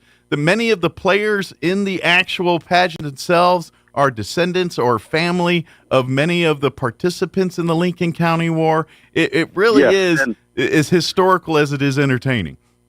The script was written by like children or actual participants in the Lincoln County War. That's amazing. It's extremely historical, extremely period time correct. So yeah, it's we are the last existing folk pageant in the United States. Yeah, it's kind of it's impressive but scary at the same time. You know what I mean? Like, what happens if you go away? You know. Well, yeah, and I'll tell you what we really have problems with, and we got lucky, and we have a really, really, really good agent that works really hard year round in insurance. With everything going on in the United States and everything now, we hope and pray right up till the last minute that we can keep our insurance. If we lose our insurance, we're done. Well, hopefully there's some insurance people that keep the fight going, and we can keep doing these things, because to me this is the history. It's fun. You're going to have a great weekend. If you leave hungry, it's your own fault. If you leave with energy, that's probably your own fault, because there's so much going on. You should be good, plumb, and tired by the time you leave. But but there's so much history there. It's living history, and what I love about it, the families are involved. So you're seeing the first generation, these young children that are getting involved, and 20 years from now, I hope these kids are the adults doing what guys like Jet and Kent have been doing. You know what I mean? That's what I want to see. Just for instance, my family, there's 3 generations. And my oldest grandson come up to me Tuesday night at practice and says, "Grandpa," he says, "it ain't going to be very long. I can ride a horse in this deal." Oh boy! And I told him, I said, "When you get this tall," and I put my hand right at the bottom of my Adam's apple. I said, "When you get this tall, you can start riding a horse in this deal." And then I got to thinking, that's going to be next year. I'm about to say you just created something that you might know.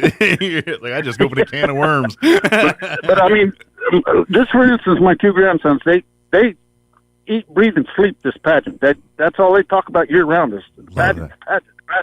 Well, and so it's very special to a whole bunch of people. So yeah, we would like to share it with anybody that wants to come out. So yeah, come on down. I'm just putting a big invitation out. Yeah, we have food vendors, we have barbecue, we have donuts, we have hamburgers, hot dogs, whatever. We have a dedicated soda trailer.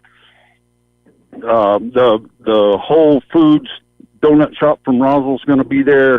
Donuts. Can't go wrong with donuts. It's never. And those little mini donuts, I guarantee you, I've found myself every year on them. It's really hard to be mad when there's people are eating donuts. You know what I'm saying? No kidding. No kidding. But yeah, no, there's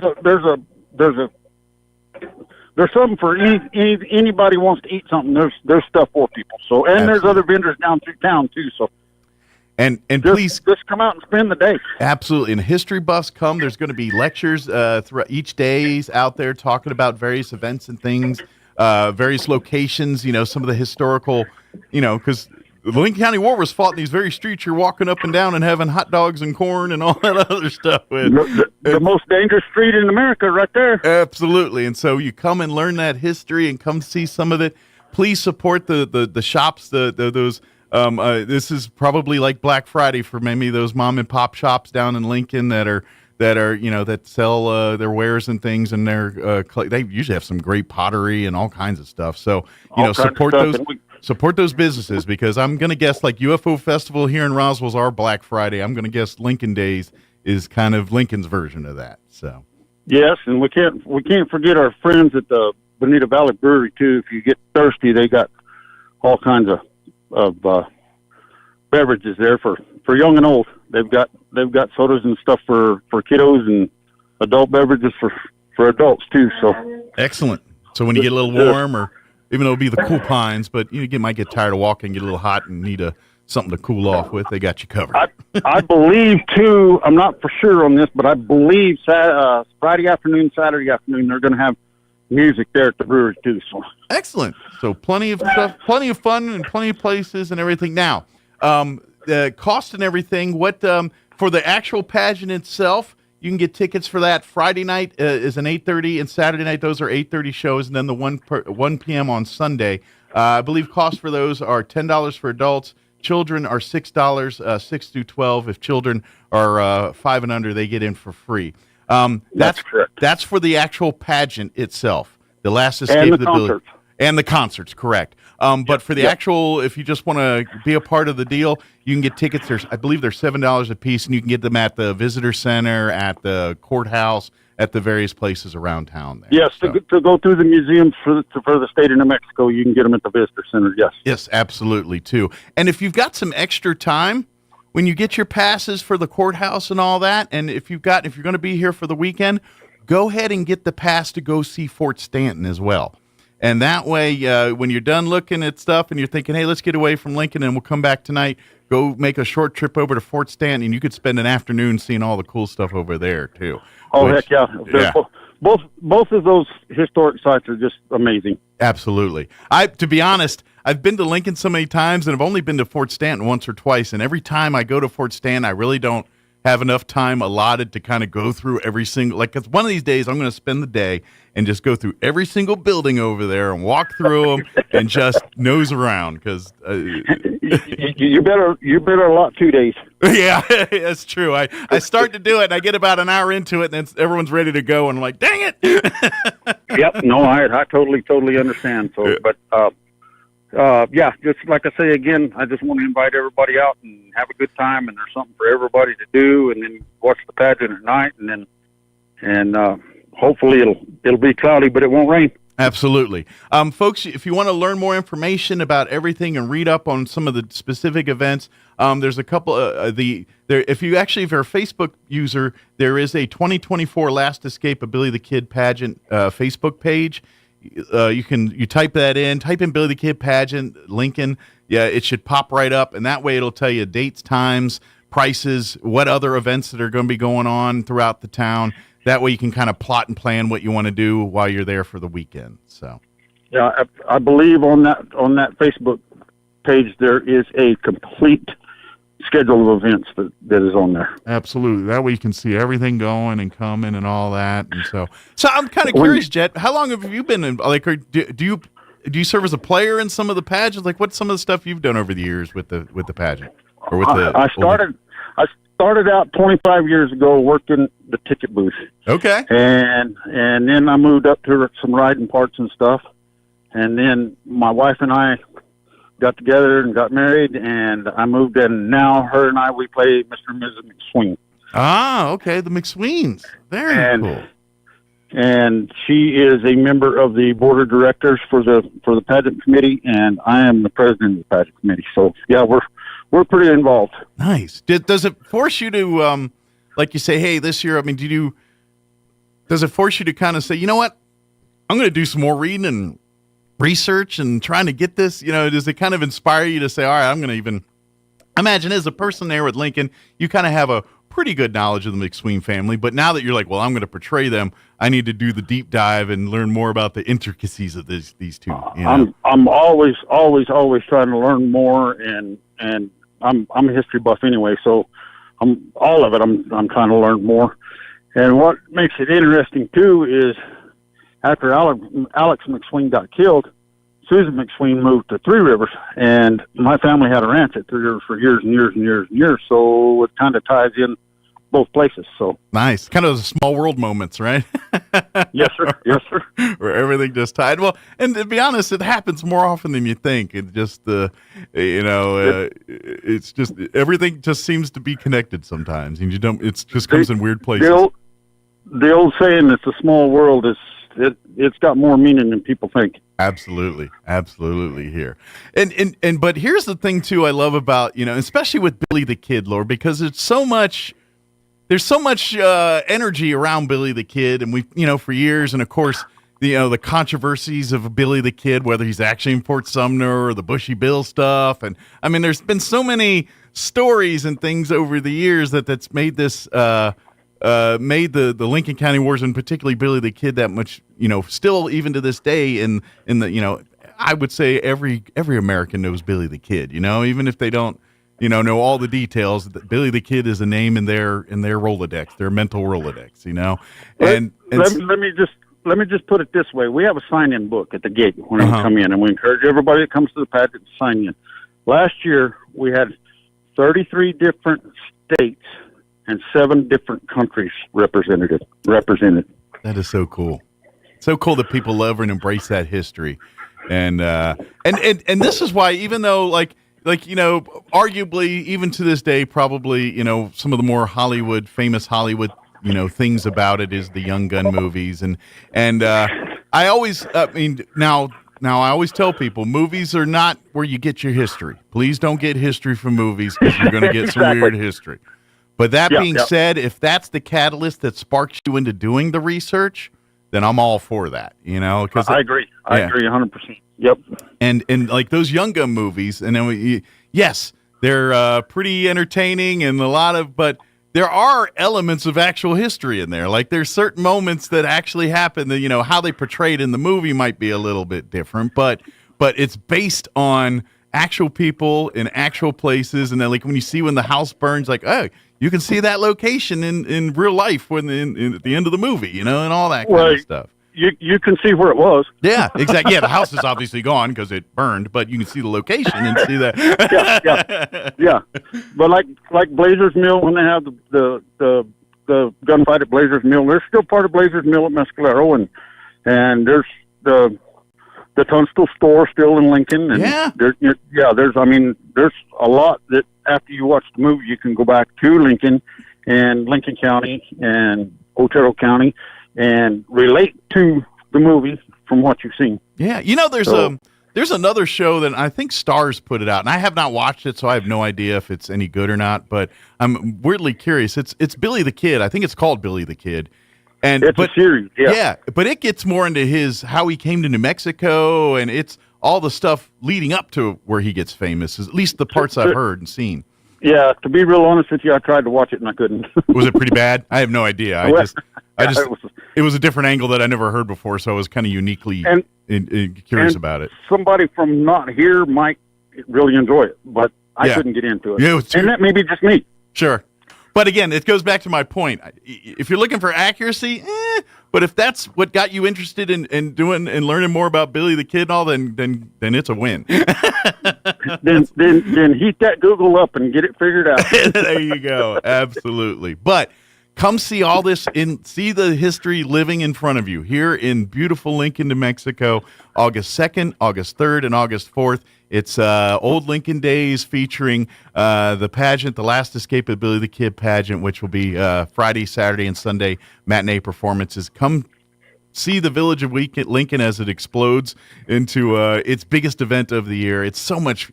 Trust me, it's so much fun. You get to go and walk. And you get to see the history. You get to hear the stories, the lectures. You get to separate some of the Hollywood versus what really happened, and see, because the movies do a great job of, portraying a Lincoln County war as far as the war and what it is, but it was a town divided. You had people on one faction, people on the other. Some houses were pro one side, some were pro the other. It was a very weird period of history. Yeah, no, it was definitely one of them deals where you'd want to be a fly on the wall and watch it all unfold. Yeah, absolutely. Especially that 7 days, where the fighting and everything, and you're literally like going from house to house, holed up, and I mean, just could you imagine living in that for a week? That's just crazy to me. I think with my mindset and everything, I would try it. Sure.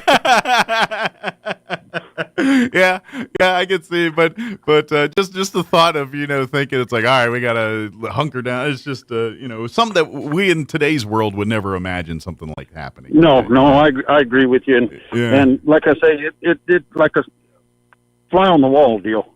Yeah, to just watch it all unfold. Sure. Well, that's the beauty of, and this is something I want to recommend to people, and I try to tell, and I say this every time, especially when I talk with politicians. We talk about New Mexico, and I'm not wanting to get in politically here, but I think most of us can agree that New Mexico politics is pretty screwed up, regardless of what side of the fence you're on. I wasn't going to go there, but okay. But I will tell you this. If you want to know why, I'll tell you. You want to learn why? Spend the day in Lincoln, New Mexico, and just read. Read everything in the museum. Read everything in the courthouse. Read the signs. It tells you exactly the lay of the land, why New Mexico's the way it is with the cattle ring and the cabals and all the other stuff, why New Mexico's screwed up, because it was screwed up from the beginning, and that history is right there. I agree with you. So come see that too. Come and enjoy all the stuff, but spend time in the courthouse and in the museums, and come see and come read the signs and read the different, and then you're looking, once the Lincoln County War, it's like, shoot, everybody had a badge in this thing. What's going on? And you're like, oh, yeah.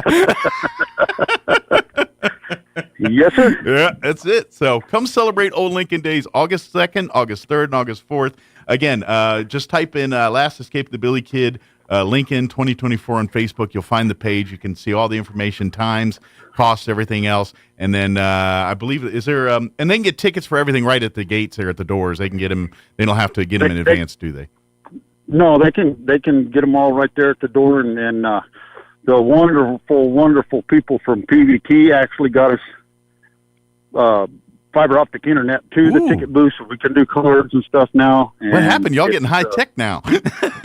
Yeah, Old West has kind of gone to the side in certain ways. So. That's right. But yeah, you can get all your tickets for the pageant stuff there at the pageant grounds. And like I say, if you want to go through the museums and stuff like that, then you'll have to go to the visitor center. But them people from the state be more than happy to help you out. And any questions you have. You can get a hold of me. I'll be around the pageant grounds there. Just ask anybody. They'll know where I'm at. And then as far as the monuments and museums and stuff, well, any of them guys from the state can answer any questions that you have. So. They'll be happy to help you, the Park Service and all that. But please come out, come support, come visit the businesses, come see all the fun, come hear the lectures, come be a part of the demonstrations. Definitely don't want to miss the concerts, and don't want to miss the Last Escape of Billy the Kid pageant. It's a lot. Trust me, especially if you've never been before, it's really cool. It really is a celebration of what Southeast New Mexico really is. And so come be a part of it. Come see the history. Come get the lore. Bring the kids. I guarantee they're going to have all the fun with the pop guns and all the, cowboys and, it's just part of the fun, man. So just come. That's one thing I need to mention is in the pageant grounds, due to safety, we don't allow any kind of toy guns, any kind of anything. Makes sense. So if you buy something in town and you get ready to come to the pageant to save you a trip back to your car, well, just leave all of the weapons back. And for safety reasons, we don't care whether it's a pop gun, a toy gun that don't shoot, don't make no noise, whatever. Sure. We can't allow weapons in there. So. Absolutely. That's when we want everyone to come and be entertained and enjoy the show. But safety is never compromised when it comes to these kinds of things. Safety is number one over everything. So. Absolutely. And this is something, and this is why there's such the success that they've had with this over the years, because they are shooting actual firearms in this performance and everything else. So it's, so there is, that added effect, but these are farmers and ranchers have been doing this their whole lives. This is what they do. They're trained professionals. That's what they do. And let them. And so when it comes to guns in the room, their word is law, just for the safety and for everyone there on that. That's just got to be that way. So and I mean, I know a little kid wants to go in there and flash their toy gun, but I apologize to everybody, but we just can't allow it. Sure, so. It's when you get outside, get home, you get in the car, and bang, bang, bang to your heart's content. they can play Billy the Kid, Pat Garrett all the way home. That's right, rolling around under the barrels and under the rocks and what have you, and having fun with that too. That's it. So good deal. Jen, is there any information, anything that we definitely wanted to share that we just skipped over? I got sidetracked on. I think we pretty much covered everything. That's the main thing is getting people out to experience it and have a good time. I mean, it's so much fun. You'll enjoy it. Trust me. You're going to go and you're gonna go one thing and then you're like, man, I didn't realize this was all here. I didn't know. Oh wow! And then you learn the history and it's such impressive. It's really. This is some of these are those hidden gems of New Mexico, and it's one of these is that Billy the Kid pageant and Last Escape of Lincoln. We have over 100 volunteers that it takes to make this thing go. Yep, and they're all volunteer. And that's why it's awesome, because it literally is a labor of love. It is a community's labor of love. It's like you were talking before, your kids, grandkids. It's almost like a rite of passage to be a part of this in Lincoln, New Mexico. Yeah, and that's exactly right. You know, I mean, we have several new players this year, and they're like, well, we want this part. Well, you got to work your way up into that part. You can't just roll up in here. You got to earn it. yeah, you got to. Well, that's exactly right. You got to earn it. And if you come this year, decide you don't like it, and we cast you in one of the major parts, then we got to train somebody next year to, we do it on I don't know how I want to say it, the not the honor system, but you earn your keep. You get in there, and then tenure. And as your tenure, exactly, as the more you do it, the more experience you get. You get you actually, but with that comes more responsibility too. We talk about you get good parts in this thing, but you get more responsibility because people are relying on you to do more now because you're a little more experienced in it. So it's part of the growth process. You start at the bottom level, and then one day you can be Billy the Kid. Yes, sir. So it's very interesting to watch. We started practices a week ago Tuesday night, and from Tuesday all the way to this Tuesday, we practiced this week, last week Tuesday and Thursday, this week Tuesday and Thursday, and then next week Monday and Wednesday, and then the show. And it's very amazing to watch the transformation from all the new people and learning their parts and where they're supposed to be and all this other stuff. And it just, people think, okay, there's no way that this will fall into place on Friday night, but Friday night everything just falls into place and it works good. So it's just a well-oiled machine when it comes. It might be no matter how many rough edges leading into it. It just seems to be a well-oiled machine by the time the curtains go up, so to speak. And it's like I said earlier, it's a live show, so it's going to be different every time. Absolutely. You may have a horse that works perfectly good on Friday night, and Saturday night he's not feeling it. could be a pretty good rodeo. That's right. What they say, never work with animals or children, and that's why. Never predict animals and children. When it comes to showbiz, that's right. But that's it. And I do want to remind folks, too, like you said, there will be gunfire during the performance, so people sensitive to loud noises, things, please be aware that will be a part of the performance. So if you have issues with that, please know going in that will be taking place. So that's another something I wanted to mention is pets. A lot of people, and I totally understand, I'm a dog lover. I got 4 of them with me right now, but during the performance with all the gunfire and everything, it's recommended that you either leave your pets at home or have a place in the cool to leave them during the show. So, absolutely. Yeah, it's just for they probably would appreciate it a little bit, especially if they're, those certain pets are sensitive to thunderstorms or lightning and those kind of things. Exactly. This could be an issue there. So. Yeah. Exactly. So that's just something else I wanted to mention too. So. Yeah, and that's the thing I want to do is because when an animal's scared, it'll do amazing things, and that's the last thing you want happening going on out there that night. So. And once we shut the lights out at the padding ground, it gets all dark when you're trying to look for your dog. Absolutely, and everyone's listening for a jingle from the tags. Exactly. Oh, good deal. Well, Jet, thank you so much for calling in. I'm sure you got about 10 different fires to put out right now, so I'll probably let you go do that. But folks, come see us. Come make Lincoln, New Mexico your destination here August 2nd, August 3rd, and August 4th. All day, each day. Sunday it'll wrap up about, the pageant will be at 1 o'clock, and it's pretty much over after that last pageant thing on Sunday there. So, but all weekend. By 4 o'clock Sunday afternoon, you'll never even know anything took place.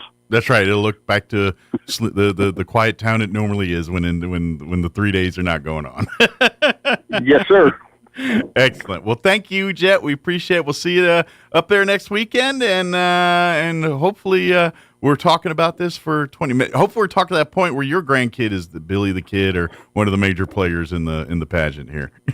Yes, sir. Yes, awesome. Sir. We appreciate you guys. Thank you. Have a great day, Jet. Take care. You too. Talk to you later. All righty. Bye. Bye-bye. All right, that was Jet Tucker with Old Lincoln Days and Last Escape of the Billy Kid. I'm telling you, it's really cool. I'm a bit of a mark because I like, even before I moved to New Mexico, I was a fan of the Young Gun movies, and so I loved them. I didn't think much of them as far as historical, just kind of, but then I went to Lincoln the first time and saw these like, holy cow, that was actually, that thing in the movie was real. And so, yeah, I never get history, but for me, that's those Young Gun movies were what enamored me with, the Billy the Kid and the lore of it. And then coming here and moving here years later, not, connecting that and seeing more of it just kind of solidified it for me. But I'm telling you, Lincoln Days is really fun. If you've never been, go check it out. August 2nd, 3rd, and 4th. All right, it is 8:50. We're going to pause for local news and your Lou Dobbs update. I'm sorry, I need to stop calling it that. The Red Apple business update, and then a quick break as well. Don't go away. You're listening to Mornings with Mike Winters. Now for your Pecos Valley news update. I'm Jared Sorello. Tragedy near Dexter as a teenager is killed in a crash on 285 between Dexter and Roswell. It happened late Sunday when police said a 16-year-old driver and an 18-year-old passenger attempted to cross 285 but was broadsided by another car. The passenger, Angela Andrews, was killed. The 16-year-old driver was not named in the public report. Artesia General Hospital is announcing the addition of Jordan Fuentes as a new in-house nutritionist with services in Artesia and Carlsbad. Fuentes is available to provide personalized nutrition counseling and support helping clients achieve their health and wellness goals. As a registered dietitian nutritionist with more than 4 years' experience, she brings a wealth of knowledge to the team. Fuentes specializes in nutrition and health geared toward management of weight and chronic diseases for all ages. You're up to date. I'm Jared Sorello. I'm meteorologist Steve Hamilton with your Pecos Valley weather. Dry air in place over eastern New Mexico and a high-pressure system over our area, so it looks like we'll stay sunny and hot for the next few days. Upper 90s on today's high. Overnight looks clear, upper 60s to low 70s, and then near 100 for the afternoon high on Friday, and we'll keep the sunshine. Upper 90s to around 100 and sunny Saturday and Sunday. That's your latest forecast. I'm meteorologist Steve Hamilton. all across America. This is the Red Apple Audio Network's Market Report. I'm Ryan Lang. Stocks down after a tech sell-off. Traders still moving from mega-cap stocks. More economic data on the way. Wall Street on pace for a losing week after yesterday's sell-off. The Dow Jones Industrials dropped more than 500 points. The S&P and the Nasdaq suffering their worst losses since 2022, down 128 points and 650 points respectively. Technologies dragged the broader market after weak earnings from Alphabet and Tesla. The Google parent suffered its worst single-day drop since January 31st this year. Tesla coming off of its worst day since November last year, shedding 12% in the session. All the Magnificent Seven stocks notably lower this week. Mega-cap technology earnings now under more scrutiny than ever. Investors had already begun the shift to smaller caps ahead of anticipated rate cuts. Second quarter GDP report today, expected to show a slowing economy, not enough to tip into a recession. Healthier consumer spending helping the effort. The forecast for second quarter GDP is an increase of 1.9%, a notable improvement from the 1.4% increase in the first quarter. Still, that's down from the second half of the last year. GDP rose 4.9% in the third quarter. With your market report, I'm Ryan Lang. This is the Red Apple Audio Network's Market Report. Red Apple Audio Networks remembers Lou Dobbs. A lot has changed since Goya launched its coconut water. Leg warmers in the 80s. Here we go. 1, 2, turn around. Dancing lambada in the 90s. And in the 2000s, waiting hours to connect to the internet. But what hasn't changed is that Goya coconut water continues to be deliciously refreshing and has that sweet tropical flavor you love so much. Goya coconut water. So good, it's always in style. Find it in the Goya section of your local grocery store. If it's Goya, it has to be good. The Portales Summer Jam is coming to the ENMU campus courts Saturday, July 27th, starting at 9 a.m. This 3-on-3 youth basketball and pickleball tournament is open to all ages and skill levels. Registration is only $25 per person with military and student discounts available. Plus trophies, prizes, music, food, and more. Space is limited, so head for portales.com or call 575-356-8541 for more info and to sign up today. The Portales Summer Jam, Saturday, July 27th, starting at 9 a.m. on the ENMU courts. Presented by the Roosevelt County Community Development Corporation. This ad paid in part by Portales New Mexico Lodgers Tax. Strong women need strong partners to help them lead their healthiest lives. At Artesia General Hospital, Dr. Scott Beard and nurse practitioner Lori Crockett deliver compassionate, holistic care to women at every age and stage. From routine checkups to diagnostic testing and specialty services like urogynecology, you can expect the most innovative, personalized care close to home. Learn more about women's services at Artesia General Hospital online at artesiageneral.com/women or by calling 575-736-8394. Many women's services are also offered in Carlsbad. Hi everyone, this is Melanie from Glenn's Furniture. When was the last time you looked forward to sleep? Let's be honest here, you know a restful night's sleep has more health benefits than you consciously think about during the day. Here at Glenn's, we carry Serta mattresses, and they've been in the business for more than 90 years. Choosing one can be hard, but I want you to know we have your back. Come see us at Glenn's on the corner of Union and Alameda in Roswell, where delivery is free since 1953. If you need a Kubota that works and plays hard, stop looking. You'll find everything you need at Amigo Machinery. When it comes to tough Kubota tractors, mowers, construction equipment, and utility vehicles, all with low-rate financing, Amigo Machinery is your one-stop shop. We are passionately committed to providing our customers with the highest quality products, most innovative solutions, and services delivered with integrity and professionalism. Stop by Amigo Machinery in Roswell or see us online at amigo-machinery.com. So the weeds are taking over your property? Ask yourself, what would Jim Gill do? This is Ben from Roswell Seed. If Jim was here, the first thing he'd do is figure out what kind of weeds you're dealing with. He'd recommend the best thing to get rid of them and show you how to use it. Then he'd probably tell you a long story about the biggest weed he ever saw. Big or small, when problems come along, head for Roswell Seed Company and ask them, what would Jim Gill do? The fourth beatitude in the Sermon on the Mount reads like this: "Blessed are those who hunger and thirst for righteousness, for they will be filled." A commentator paraphrased this verse as follows: "Deeply joyful and spiritually whole are those who actively seek right relationship with God, and in so doing discover that He alone can completely save and satisfy their souls." What a great translation. Reliance on God and not ourselves is a recurring theme throughout the Beatitudes. This continues that theme. The comparison used is to a meal that does more than just fill you up, but completely satisfies every hunger and desire. The righteousness of God completely satisfies every need we have. People try to fill that need with everything but God, and that never seems to work. It never totally satisfies. There is always a hunger for something else to fill the void that is left if God isn't what fills us. Nothing works to completely fill that hunger. Come see us, learn how to satisfy that hunger in your life. Join us at the Country Club Road Church of Christ for worship at 10 a.m. on Sunday, located on the corner of Country Club and Washington in Roswell. Here's a Mornings with Mike Winters fun fact. A group of 12 or more cows is called a flink. If you have only 11 cows, that's called a lot of cow pies. Here's Mike Winters. And good morning. It is closing in on 8:58. Stay tuned next hour. We're going to replay our interview we had with the folks from Leadership Roswell. They are accepting applications for the upcoming Leadership Roswell class. The deadline to register is July 31st. So we're just a few days away from that deadline here. So we'll play that interview, tell folks about it if not familiar, and we'll play. And then I highly recommend, if you kind of fit in the parameters, to sign up. It's a great class. I'm an alum of it, as is many people here in Roswell. So pretty good stuff. So we'll play that for you next hour. Don't forget that the Chaves County Fair continues through today and tomorrow. We've been doing the livestock shows all week.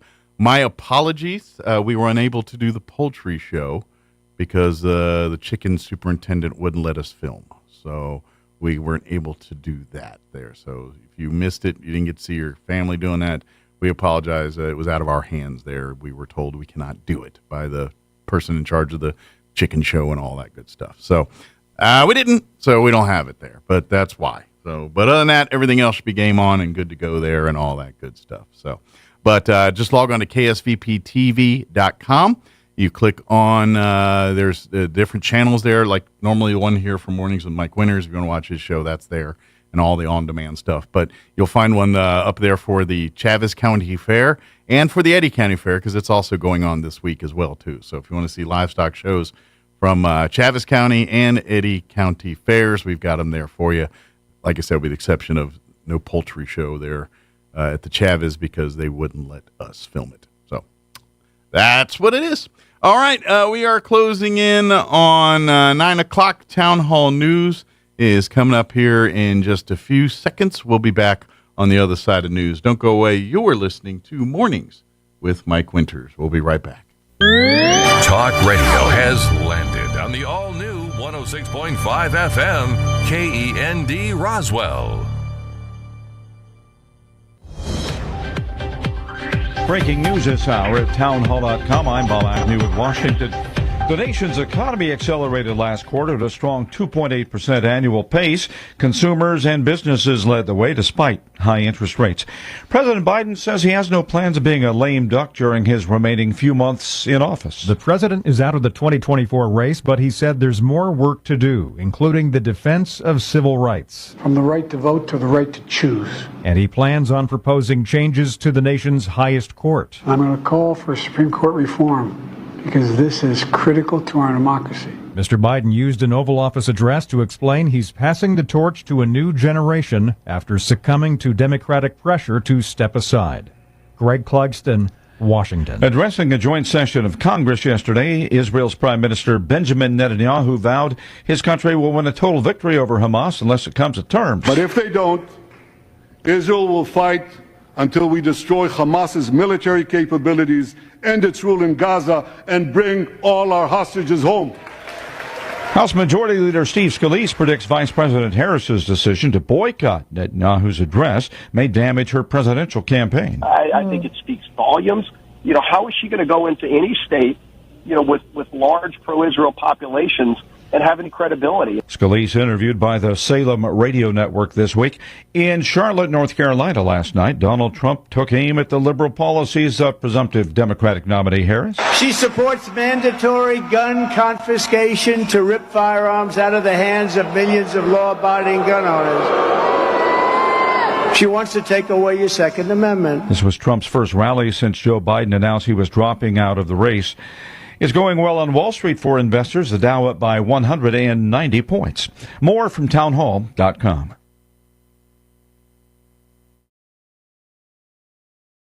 Everybody wants cheap airfare, but where do you find it? You call low-cost airlines. Their prices are direct from the airlines, and they're so low you can't find these fares published anywhere. They specialize in cheap flights, discount hotel rooms, cheap car rental rates, and great package deals anywhere around the world. Wherever you want to go, they can help you get there cheaply and with a best price guarantee. If you want the lowest prices on your airline tickets or other travel services, call now. That's right, call. That's the only way to get these rates. Experts are standing by 24/7 to get you the cheapest airfare and hotel rates available. So don't wait. Call right now for the lowest travel prices anywhere and for great last-minute travel deals too. Call 866-755-5300. That's 866-755-5300. Again, that's 866-755-5300. Call us right now. Philippine authorities are rushing to contain an oil spill from a capsized ship as powerful Typhoon Gami hit the island. So far, the spill from the submerged tanker, the Terra Nova, has spread several kilometers within Manila Bay. A third of the country's population lives around the bay, more than 30 million people. But cleanup efforts are being hampered by strong winds and waves up to 4 meters high, brought by Typhoon Gami, which is lashing the region. That's BBC's Celia Hatton reporting. The NBA has signed its 11-year media rights deal with Disney, NBC, and Amazon Prime Video. It did so Wednesday after saying it was not accepting Warner Brothers Discovery's $1.8 billion per year offer to continue its longtime relationship with the league. These new deals will bring the league about $76 billion over an 11-year span. Breaking news and analysis at townhall.com. It's yet another heat record that's been shattered in the past couple of years. Correspondent Donna Warder reports on what can now be called the hottest day ever. Provisional satellite data published by the European Climate Change Service Copernicus shows that Monday was the hottest day ever recorded, beating the previous day's record by 0.1 degree Fahrenheit or 0.06 degrees Celsius. That's a temperature of 62.24 degrees Fahrenheit or 17.15 degrees Celsius. Copernicus says that while 2024 has been extremely warm, a warmer than usual Antarctic winter kicked this week into new territory. The former head of United Nations climate negotiations, Christiana Figueres, says we all scorch and fry if the world doesn't immediately change course. I'm Donna Warder. The previous record before Sunday was set just about a year ago. You'll find more on these stories at townhall.com. From Washington, I'm Bob Agnew.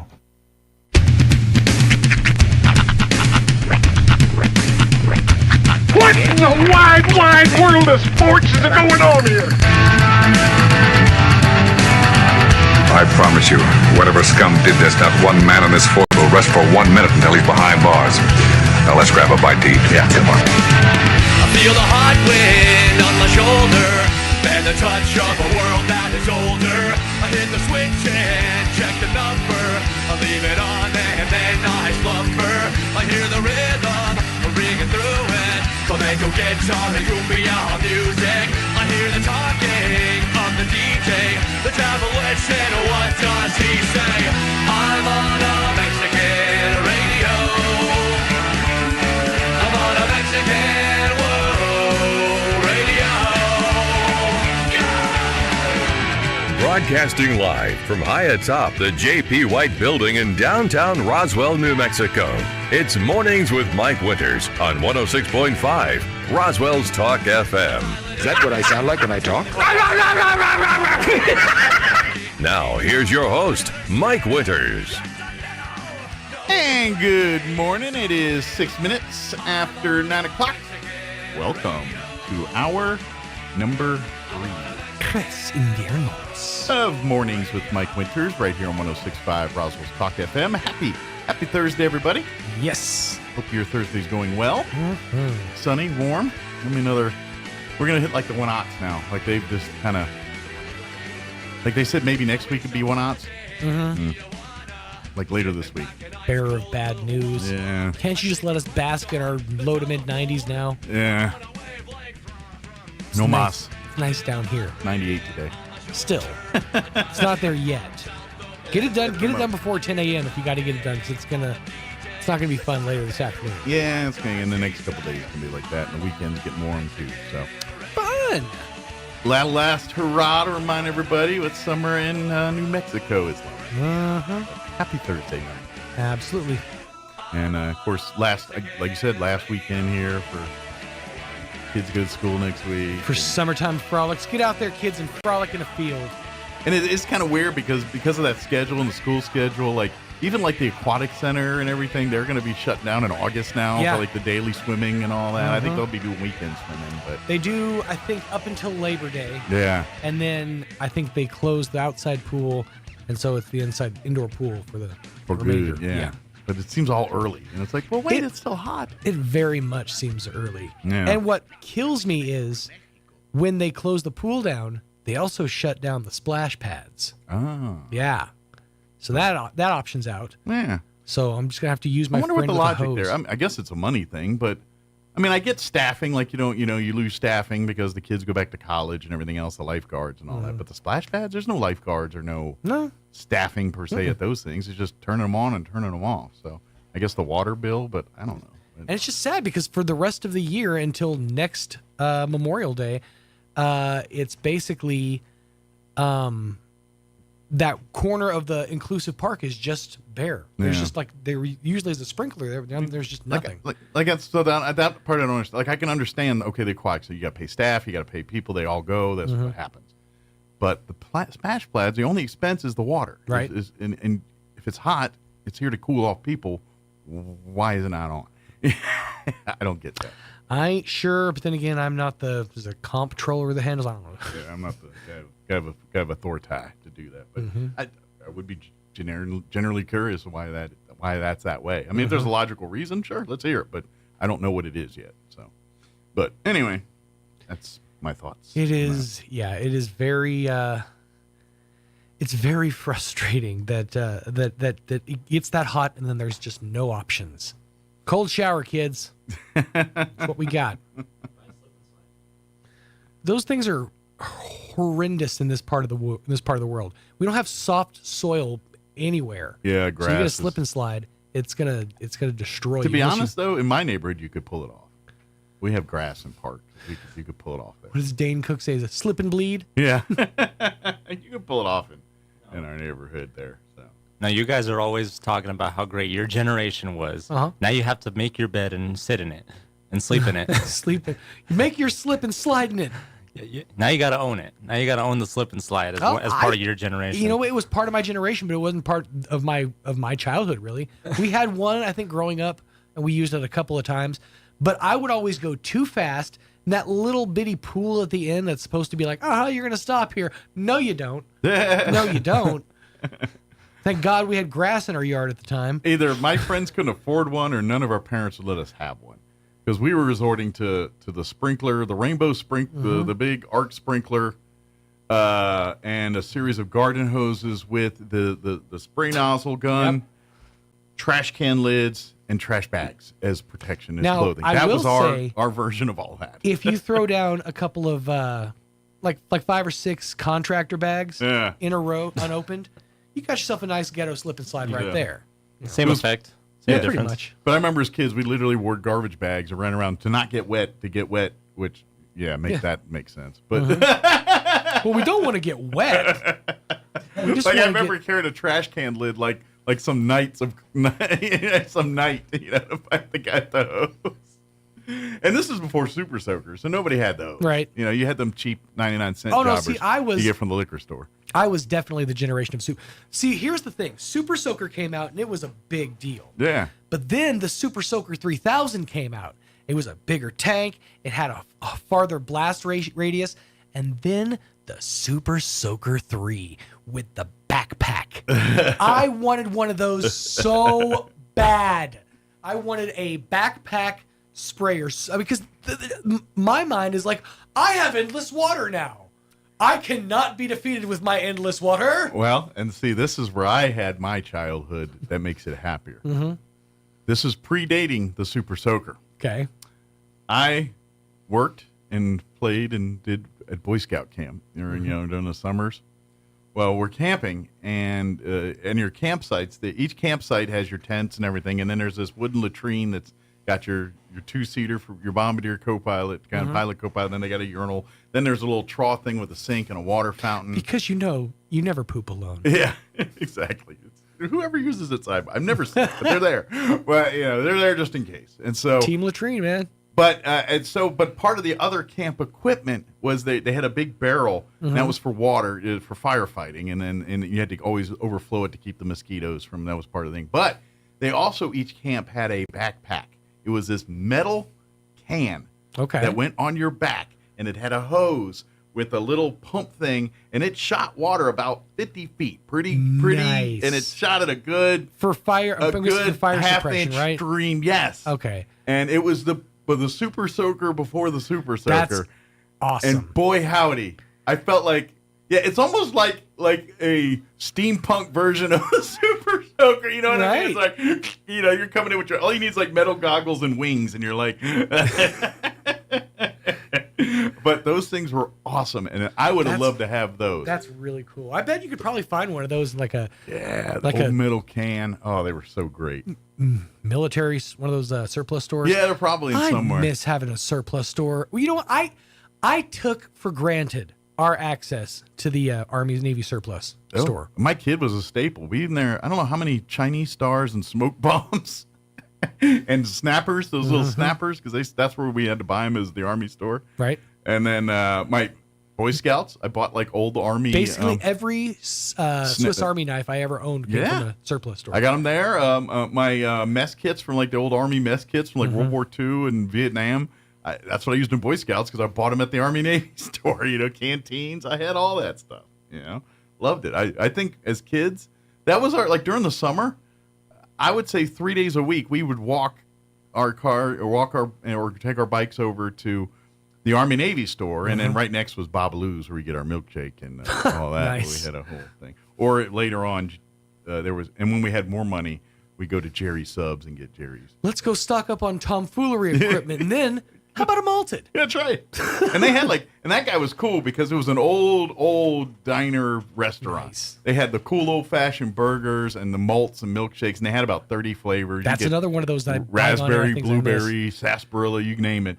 But the guy also collected old pinball machines and coins. Mm-hmm. So there was the building was chock full of 70s pinball machines and 60s era pinball machines, and then just shelves of coins, like display cases, like at a pawn shop of coins. That's awesome. But then you get a burger in a sarsaparilla. Yeah, that sounds delightful. It was a great place. I was upset when Babalu's and the guy out to me passed. That's why it didn't want to go out of business. The guy died. No one carried the business. I'm a sucker for an era's diner. Yeah. I think nowadays you could probably get away with doing like an 80s diner. Mm-hmm. I feel like that would be like the throwback that the 50s diner was. Now the chain is the Johnny Rockets. That's kind of the chain version. Yeah, and that's more of like the 50s to 60s style of throwback. I would say if you I went to this place in Las Cruces that was very much like that. It was like a 90s kind of throwback. Had a lot of real retro cool stuff all over the walls. Looks like the Peach Pit from a lot of pink and blue neon. Yeah. It was like very much a throwback to like the 80s and 90s. I feel like it's the Peach Pit. Right? Actually, and in the corner was like this little like diner style thing with like the fancy napkin dispensers, like the all the cool signs on the wall. So it was a real throwback place. Yeah. Or like every Nickelodeon diner. Like they all had they always dress with the same paper hat, the same, and it's all those Nickelodeon shows. They all look the same. Right. The Good Burger look. Good Burger, yeah. I wouldn't be surprised if those were all shot on the same set. Yeah. So I think that's what a 90s diner cafe place would look like Good Burger. Well, I see, and you say the Peach Pit, it's kind of showing of my age here. Yeah. I think of the Max from Saved by the Bell. Okay. Yeah, I was going to say Saved by the Bell. Yeah. See, I was not a big Saved by the Bell. I was a little. No, past you were my older. time. Yeah. Yeah, I was past my time. Saved by the Bell. And it's funny, they aired pretty much around the same time, but Saved by the Bell was like 90210, but for kids. Yeah, exactly. Yeah, you were 20 something if you're into 90210. You were teen something if you're into I was Saved by the Bell. No. Something. I wasn't even 10 yet at that point, pretty sure. Exactly. Did you want to try the thing? Oh, yeah. Roy found something kind of interesting, I guess. Oh, yeah, the cheese. I've had the cheese. Have you had that? I've had the cheese, yeah. Okay. Do you want to try the cheese? I'll try it out, sure. I Go know you for have it. an interview to get to, but... Yeah, we'll get to it. We'll do it quick. I'm not going to have any cheese, but you have cheese. I'll have some cheese. I'm not... I'd be delighted to have some cheese, I'm not actually. ready to eat food at the moment. Yeah, I'm going to pass on food right now. I've had, I've settled my stomach with something this morning. I'll have some cheese. Nice breakfast cheese. So this is blueberry. Okay, it's cheese that is infused with blueberry cobbler, not just blueberry, but blueberry cobbler. Yeah, and I was thinking, is this like a soft cheese? Is it like a? It's like a good on spreadable? cracker. Like I had it on a spread, like on a cracker. It's You kind of said- got a cream cheese. Cheddar cheese. Yeah, Get on the mic. but it's a softer. It's like cheddar cheese. That's what it says. Blueberry Okay. cobbler cheddar. But it's a softer cheese. It's not as hard as Right. as cheddar. It's like a white cheese. But yeah, I've had sweeter cheeses before. That doesn't. I had it on doesn't sound crackers and unappealing. it was pretty good. He said, "You want to try it on the radio?" I'm like, "No, I'll try it on a cracker." Gotta put a radio. You want that in on the now. can? No, I'll have it right here. I'll have it right here. All right, riveting Just a little radio, bit. eating cheese. All right, this is and I'll it's, start y'all small. It looks like blue cheese because it's got the veins. Yeah. So I'm guessing it's probably made in a very similar way. Give it the old cross section. Smells very blueberry-y. Well, that is good. It's pretty tasty. It's pretty good, right? It is. It's not bad. And the cheese didn't actually hit until later. The blueberry is very Well, forward. I think if you like blueberry cheesecake, you'll like that cheese. You know what I mean? My question: how is this blueberry cobbler cheese and not just blueberry? Because I'm not Not getting, like, catching the crust cobbler pieces. part, the crust, the graham cracker, whatever you use for the cobbler. Maybe it's a sweeter blueberry. I'll give them that. Maybe that's what's more like a blueberry That's delightful. pie version versus a Now, blueberry. hold the package up real quick. Oh, not bad. Okay. Yeah, see how much it cost. Yeah, that's obtainable. That's Yeah. delightful. I like that. Yeah, they had it on sale. Right. Oh, I usually go for the reduced for quick sale items, except for in the cases of like cheese, just because cheese is already sketch. And well, normally as I it is. wouldn't even have gotten it if it wasn't on sale too. I'm not like seeking out fancy cheeses, really, like, especially doing? blueberry kind. Actually, I think you should. What are you doing today? I'm going to go out and shop for fancy cheeses. When I was younger, I wanted to. I had a dream to move to Jerusalem and open up a cheese shop. Call it Cheeses of Nazareth. And I'm out. You can do that I was here. going up there with the baby cheeses bit from. Just go up on Sycamore and just open them.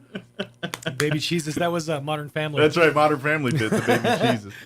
All right, it is 9:19. Like I said, we're going to play an interview with the folks from Leadership Roswell. But first, here's your weather. I'm meteorologist Steve Hamilton with your Pecos Valley weather. Dry air in place over eastern New Mexico and a high-pressure system over our area, so it looks like we'll stay sunny and hot for the next few days. Upper 90s on today's high. Overnight looks clear, upper 60s to low 70s, and then near 100 for the afternoon high on Friday, and we'll keep the sunshine. Upper 90s to around 100 and sunny Saturday and Sunday. That's your latest forecast. I'm meteorologist Steve Hamilton. Thank you, Steve. Currently 76 degrees here in Roswell. Humidity is at 56% with winds out of the east at 3 miles per hour. Sunny and a high of 98 today with southeast winds 5 to 10 miles per hour. Tonight, clear skies with an overnight low of 69 degrees.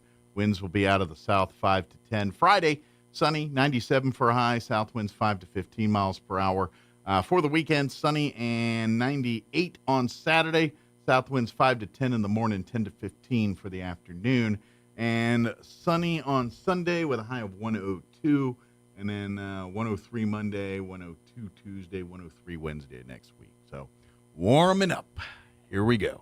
All right, 21 minutes after 9 o'clock. We're going to take a quick 2-minute break. Then we're going to play our interview with the Leadership Roswell, Rick Kraft and Brandon Williams. That's up next. Don't go away. It's time for a citywide cleanup. HF Sinclair Navajo Refining and Artesia Clean and Beautiful have joined forces again to help clean up our community. The Boy Scouts will be picking up on July 20th, the girls softball team on July 27th, and the basketball boys on August 10th. If you do not have any way to haul off items that you need to dispose of, just call 575-513-0143 and let me have your address and what needs to be removed, and we can make this happen. Take advantage of this free service and let's make Artesia clean and beautiful. Wakefield Oil Company is a name you can rely on, with full service at the pump the way it used to be. You can expect service in just 15 seconds. They offer bulk fuel and oil services and even diesel exhaust fluid. Wakefield Oil Company will deliver to farms, ranches, dairies, the oil fields, and more with dependable service you can count on. So the next time you need service or delivery, go with the name that locals have trusted since 1983. Wakefield Oil Company, 311 South Virginia in Roswell. Let them earn your business. Believe it or not, your home insurance company isn't evil. Jennifer from Trustmark Roofing here. A lot of roofers make your insurance company out to be your enemy. They'll talk about fighting and battling your insurance to get you the claim you deserve. But honestly, your insurance company is a group of people just like you and me. That's why we don't treat your roof insurance claim like we're going to war. We treat it like a court case.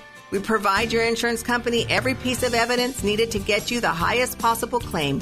We submit photos, videos, detailed documents, and line-by-line estimates. And guess what? Our non-combat approach works. On 92% of roof insurance claims, we get the highest amount the first time. And the rare times we don't, well then, that's when we go to bat for you. Call today for your 20% off coupon for our spring roof and gutter maintenance service.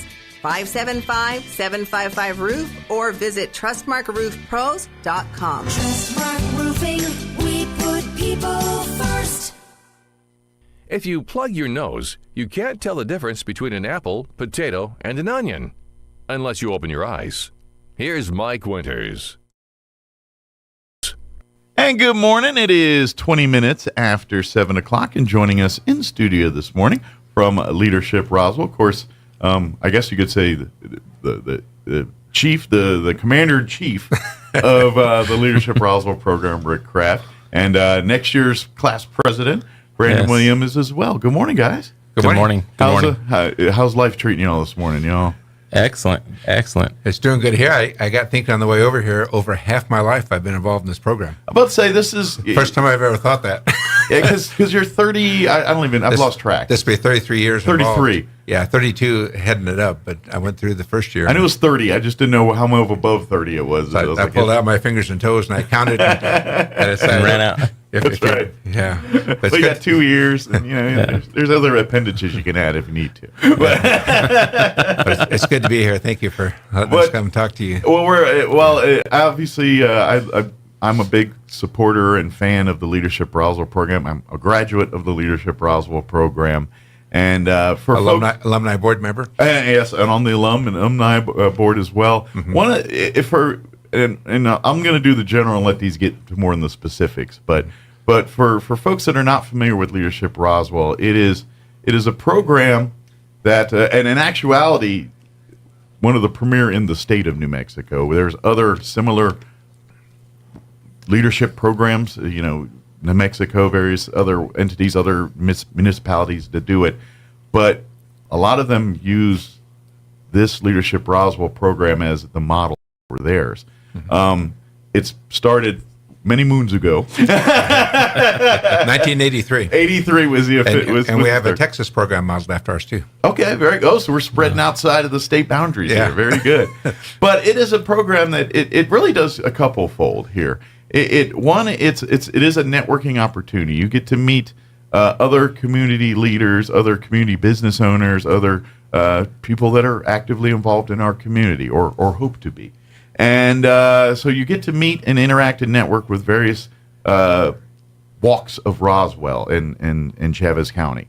But on top of that, it is a leadership teaching program. So you do learn different aspects of leadership, different ways to leadership, different tools, and different programs and things that help you become a better leader, tools to manage time, manage your assets, things like that.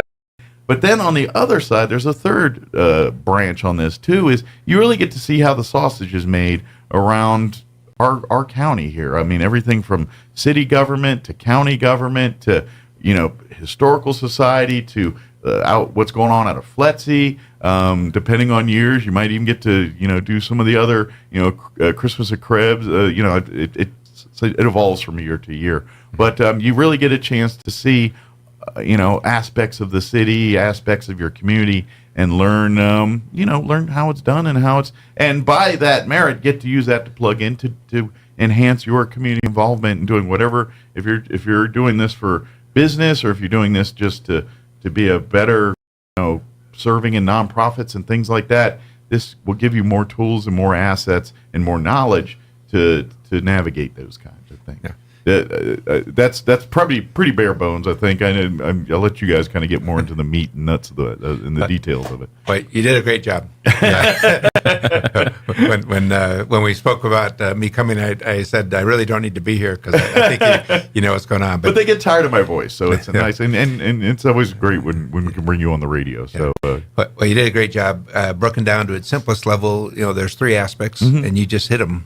One of them is education. What's going on in our city, our county, our state, and I've had people that have lived in Roswell their whole life, and they say, "What more can I learn?" But yeah, I've been through the program, over 30 times, sure. And I learn every year myself. Yeah, you're pretty familiar with the program, and you're still you know what's coming next. But I'm still growing and learning, and then the second thing, as you said, is networking. Yeah, really, to be an effective leader in our community, you've got to have relationships.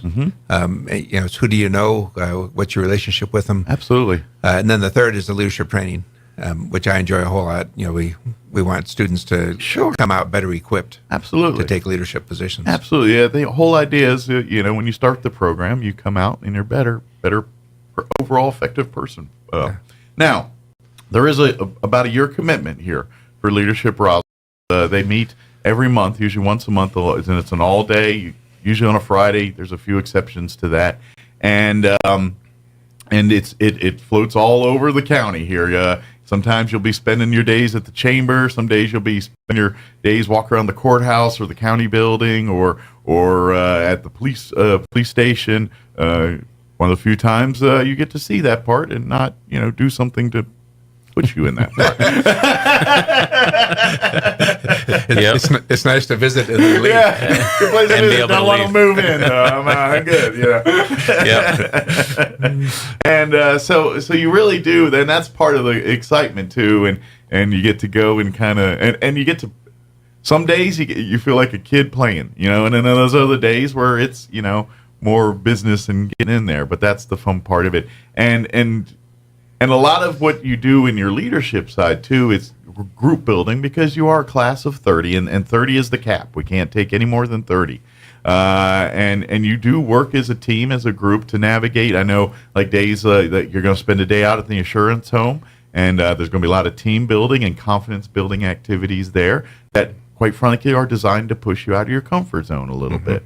And that's what, again, it's all safe, it's all good, but you get to do it in an environment and to kind of put yourself in pressure situations and how, train yourself how to navigate through those kinds of things. So it's a little bit of everything. And Brandon just graduated the class of 24. Did you enjoy your experience? Yeah. Oh, it was awesome. Unbelievable. It was, obviously if I could do it over again, I would, and here I am. Sure. So I'm curious, what was your favorite classes throughout this past year? What was ones that kind of stand out in your head? Even the trip to Santa Fe. We went to Santa Fe for the sessions. That was a good deal there. And you're one of, is this the first or second class? Second. Yeah, because COVID, we had a couple years there. We got to go to Ruidoso, had an amazing time, but it was not the Santa Fe trip. Right. Yeah, and the Assurance Home was awesome. I mean, like you said, the team building and stuff that happened at the Assurance Home, I think, is kind of what sets the groundwork for growing through the. And that's why you kind of do it early in the program too. Yeah, it'd be at that point, if you do it in March or April, you all know each other pretty well. This time, this kind of forces you to meet each other a little bit. Yes, yeah, divide up. That was one of the things that I was taught early on in past employments and stuff is. Don't mingle any more than two people, and then you'll get to know a lot of people if you don't do that, or if you do that. So, that was one of the things too, is just stepping out of that comfort zone in your bubble and just, introducing yourself to people that you may not know. Sure, absolutely. So so for you, kind of the ability to put yourself out there and kind of, yes, some of the actual activities and stuff, but kind of one of the lessons is that comfort in putting yourself out there a little bit. Yeah, you may know a person or two in the class. Roswell's not Albuquerque. We're still odds a small are probably community. pretty good you're going to know one or two. Yeah, it's a small town. Yeah, so you can kind of gravitate to those people a little, but then you're put into groups and you're taught to do different skits and different deals, and you got to kind of put yourself out there. And it is, though. It's super fun. It can be kind of a little nerve-wracking, if you will. You get, especially if you're nervous about different things. Sure. But yeah, well, like if you say, for instance, you're uncomfortable speaking in public, there's going to be some opportunities you're going to be doing that here, and that might, right, get the sweaty palms, all the, everything that happens and all that. But that's the idea. It's to get you to say, hey, see, that wasn't so bad, or understand it, and you're right. That's one of the things that is really great about the program. For this year's class, now like we said, there is a capacity of 30. We cannot take any more than 30 students. I will tell you this: every year we usually get more than 30 applications. Yes. Sometimes we get as many as 50 or 60. So, but this is something I want to tell you. If you've applied in the past, please fill out another application for this year. People that have previously applied and did not get accepted, you get a little bit carried weight into this. So imagine if you missed out twice, right. you got a little bit more weight than even some of the others. We had a student last year who made it her third try. There you go. I'm so proud of her sticking with it. Well, and that's the cool thing about it, because that really shows something to the committee that does ultimately select here. When you see someone that's applied 2-3 times and didn't get in, you're like, okay, this is a priority for this person. This is the type of person we want in the class. Someone that's gonna invest their time and energy into it and take something away from it. And so that's, at the end of the day, that's what we're looking for, is 30 individuals that can take the most out of this, that are hungriest for it and are willing to take its lessons and apply it to the community afterwards. Well, and since the whole application process is on paper, it's critical that they express themselves, fill out the questions completely. Absolutely. And then even letters of reference carry good weight. Absolutely. Yeah. The questions are the application, which, by the way, you can go and get right now. You can get it on the Artesia Chambers website, which is roswellnm.org. And you can download the application there and print it. You can actually go by the chamber and pick up a copy if you prefer that. But so whatever, high tech or low tech, whatever tech you want, we can tech you. We can match your tech for tech. Yeah, almost. If you come in here with some laser coding, then we're out. But if you need something printed, we got you. and the chamber's at 131 West 2nd Street. Most everyone should probably know where that's at. Yeah. Right across from the police station. If in case I know where that is. But you're right. The application there is not. It's not multiple choice. It's not. These are thought-provoking questions. They're going to ask you your opinions on various aspects of our community, greatest needs, biggest problems, greatest assets, things like that. And we don't want you to just say, "What's the greatest problem?" Crime, and then move on to the next answer. Thank you for that answer. Elaborate. Crime is a fine answer, but okay, why is crime the greatest need? Why is it there? And why is it that and not healthcare or something else, And what can we do to improve it? Absolutely. And so that's the kind of answers we're looking for. And there's not right or wrong answers here. We just want to kind of see how your thought process is, what is important to you, and to be honest, what areas of community you're probably gravitating towards to help and be a part of. It's all kind of tells us that a little bit. Yeah, most every year we lose somebody who is well qualified and should be in the group, doesn't make it because they rush the application. Exactly. And that really bothers me when I know we've got somebody who's a current or a future leader. Sure. He's like, I've seen their resume. They've done enough stuff here that they warrant it. But here's the thing. You've got to the end of this month, so you don't have to rush yet. So take your time. Now, I highly... like I said, you got till end of business on the end of the 31st here to get your applications into the chamber, like 5 p.m. that day. Please don't wait till the day of or the day before to fill this out. if you got some free time this weekend, go ahead and download it or get it. Go pick up a copy.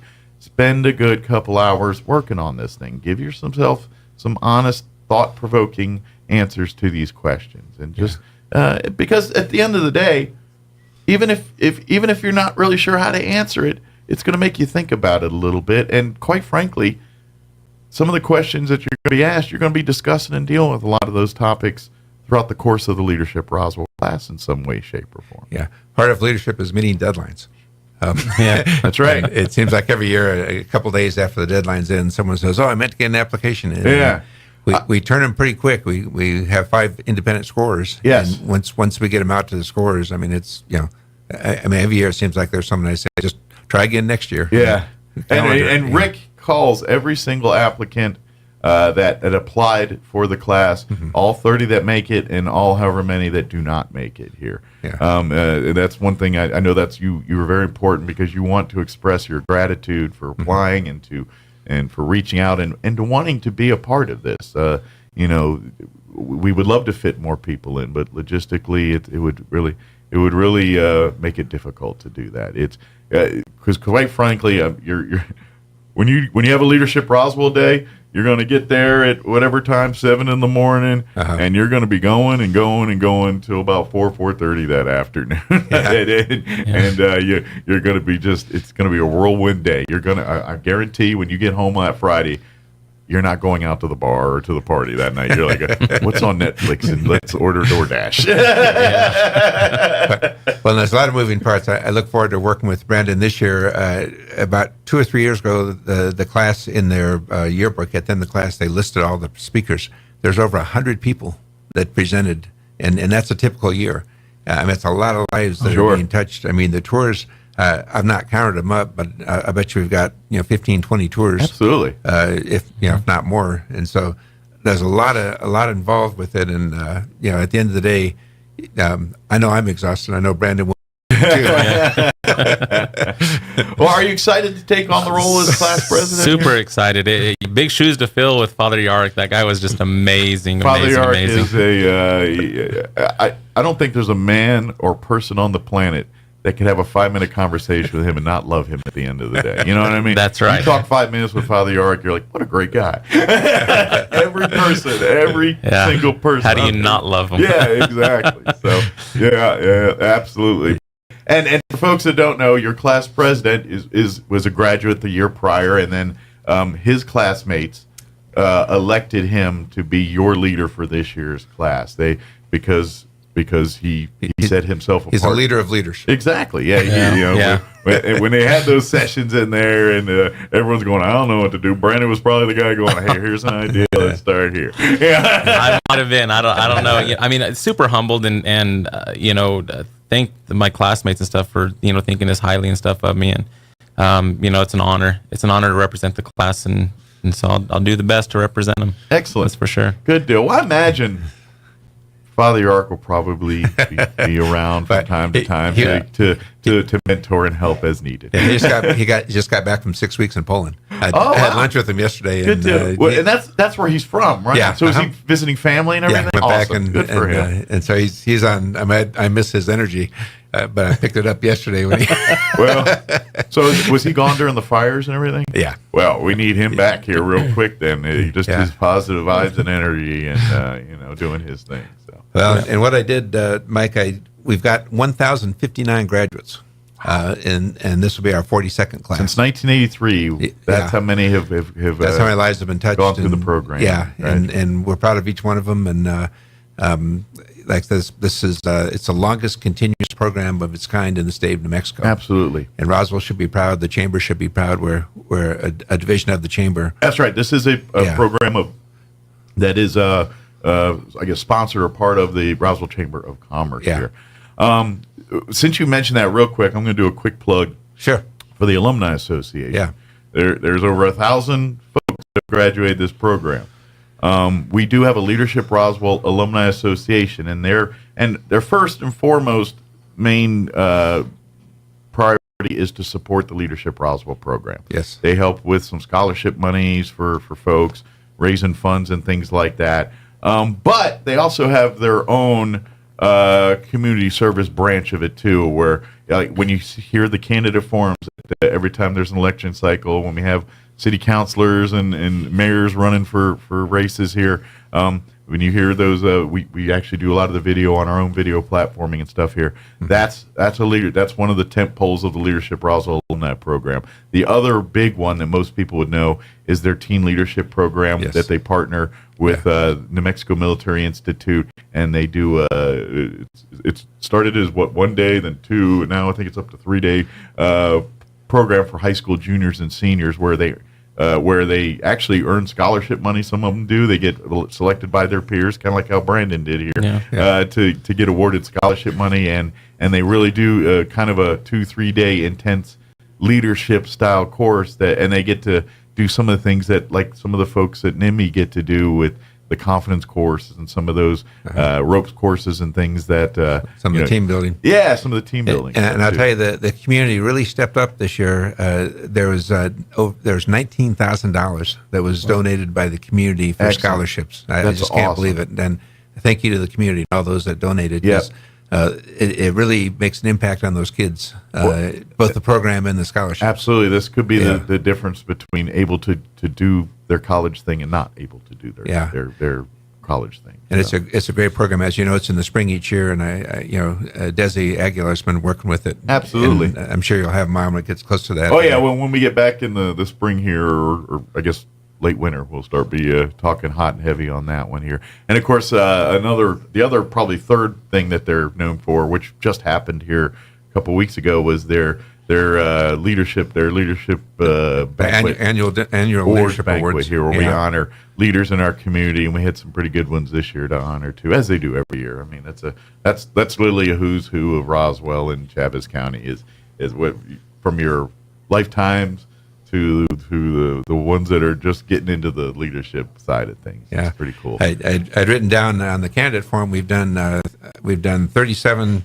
We've done 28 candidate forms since 1996, and for 37 positions. Wow. I don't know, 250. I didn't count the number of candidates we've asked questions to, but we appreciate y'all's support. Broadcasting it live and making it available to our community. And well, that's what we do, and to me, this is the kind of stuff that our community needs and we think is important.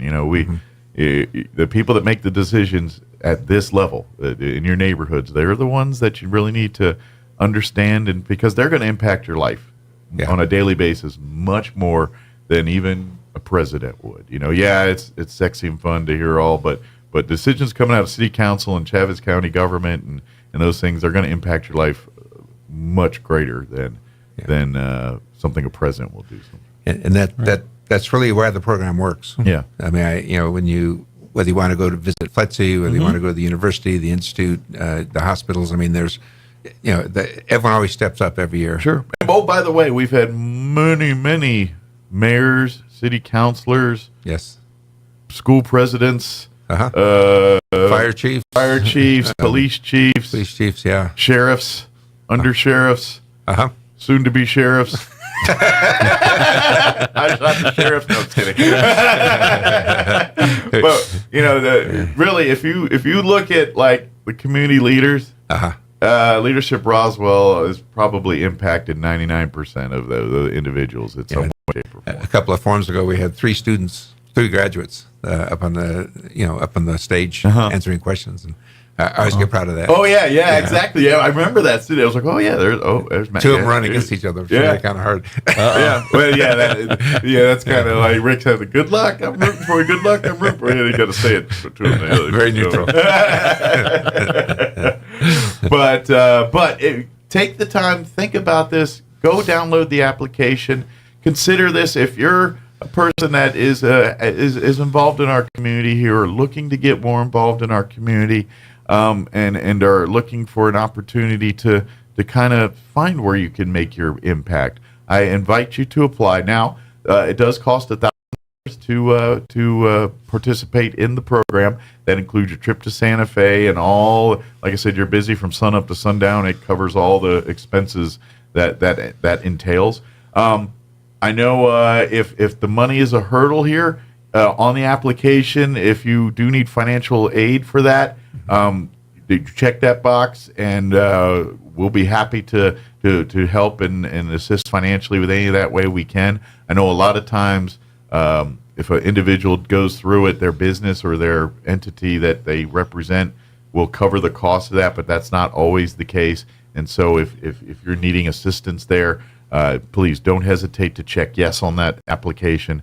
And we'll be happy to see what we can do to help ease that burden a little bit. We don't want to miss a single student for financial reasons. Yeah, this program is too good and too important to allow dollars to be a hurdle is the thing that stops someone from being a part of it. So we'll figure that part out. But if that doesn't bulk, please fill out, get the applications turned in. Like I said, we will get more than 30 applications. That it happens every year. The program, because it's been around since 1983. It does have a track record. It does have a little bit of a following now. People are now aware for a long time the value of this program. So it is a popular program. Nonetheless, do not let that discourage you from applying. We want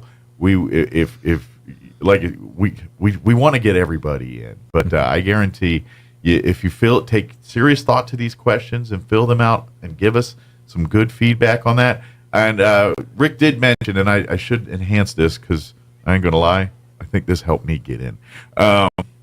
If you know people, connected people, like various community leaders and things, don't hesitate to ask them to write you a letter of recommendation. Most are very familiar with it and are probably, oh yeah, no problem, I'll be happy to do it. Me being a DJ, and I get to talk to a lot of people. So I had like the mayor, I had the vice president of the college. I had like a half dozen or 10 different people. It took two hands. To and you know what? Do that. This is your chance to brag. Let them brag on you. Let them. You're selling yourself here, so don't hold back. Don't be like, well, I don't want to, put my light under a bushel here. Or I want to be. Don't be humble. No, don't be humble in this particular moment. Sell yourself to us. That way, you've put everything in there that so when you get in, you get in. If not, we tell you, sorry, but it was.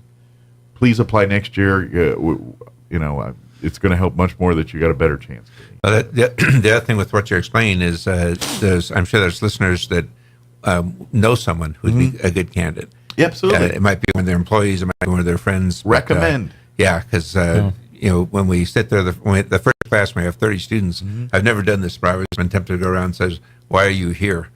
Because some of them they hear on the radio, it's in the newspaper, but most of them have relationship with somebody who's been through the program. Absolutely, word of mouth is the best marketing tool. The internet has not beat word of mouth yet. It just has not. So somebody listening may have a family member or a friend or something that they think would bother an employee. Yeah, and to be honest, that's also the best selling point because they trust the opinion of the person they're talking to, and so they're going to put much more weight on that, even more so than like the three of us sitting here talking about it right now. And the first day of class, I look around the room and I say, most of you don't know what you're in for. Right, but when we get to the last class and Brandon's class, when they check exceed, the program exceeded, met or didn't meet, it's usually 90% exceeded. Absolutely, and so whatever we're doing, and again, it's a team effort. Absolutely, and it was the same when I went through it, so I know exactly what you're talking about. Right, it'll be the best money you spend. I mean, the experience you get out of it, and the training and the knowledge that you get coming out of it. Sure, I mean, light years ahead of where you would be. I mean. For me, myself personally, I mean, I'd never have thought that I would have been asked to speak at NIMI. I spoke at NIMI. Here I am getting ready to start a nonprofit. Never would have thought that, you'd asked me even just 2 years ago if I'd have been doing this. Never would have dreamt of it. So, it's led to opportunities. It's going to lead to a lot more in the future. So without a doubt, it's the best you'll do. Absolutely. Like we were saying earlier, a lot of, people running for office in here. If you have aspirations to be a public servant, this is 101 class for you right here, Leadership Roswell. Because you're going to learn through the different pillars of this class that we were talking about. You're going to learn. You're going to see, how. And to be honest, it's going to make you a better public servant. especially when you get at this local level, at city and county government, we all come in with the fire and passion, but maybe not all of the knowledge of, we need better roads. Wonderful. And then you get in the meeting, how do we make it better roads? You know what I mean? And so I think the Leadership Roswell program actually helps. Okay, what's next? Yeah. All right, now that I want better roads, what's the path to get better roads here? And that's kind of like you said earlier too, Mike. We all have comfort zones. Yeah. And as Brandon said, really to take our gift sets and push ourselves, we need to push ourselves out of our comfort zone. Absolutely. If we're going to accomplish what we need to be accomplishing. Absolutely. So I'm going to say your first push yourself out of your comfort zone is download the application. Amen. Fill it out. That's right. And turn this bad boy in, and let's see what this adventure takes you on here. But I trust me, you will be very glad you signed up for the class. I've never met a person that has gone through the Leadership Roswell program that has not said it wasn't a valuable tool. It was a great experience for them, a very positive experience. Lifelong friendships, I'm sure, have been made through Leadership Roswell. Yep.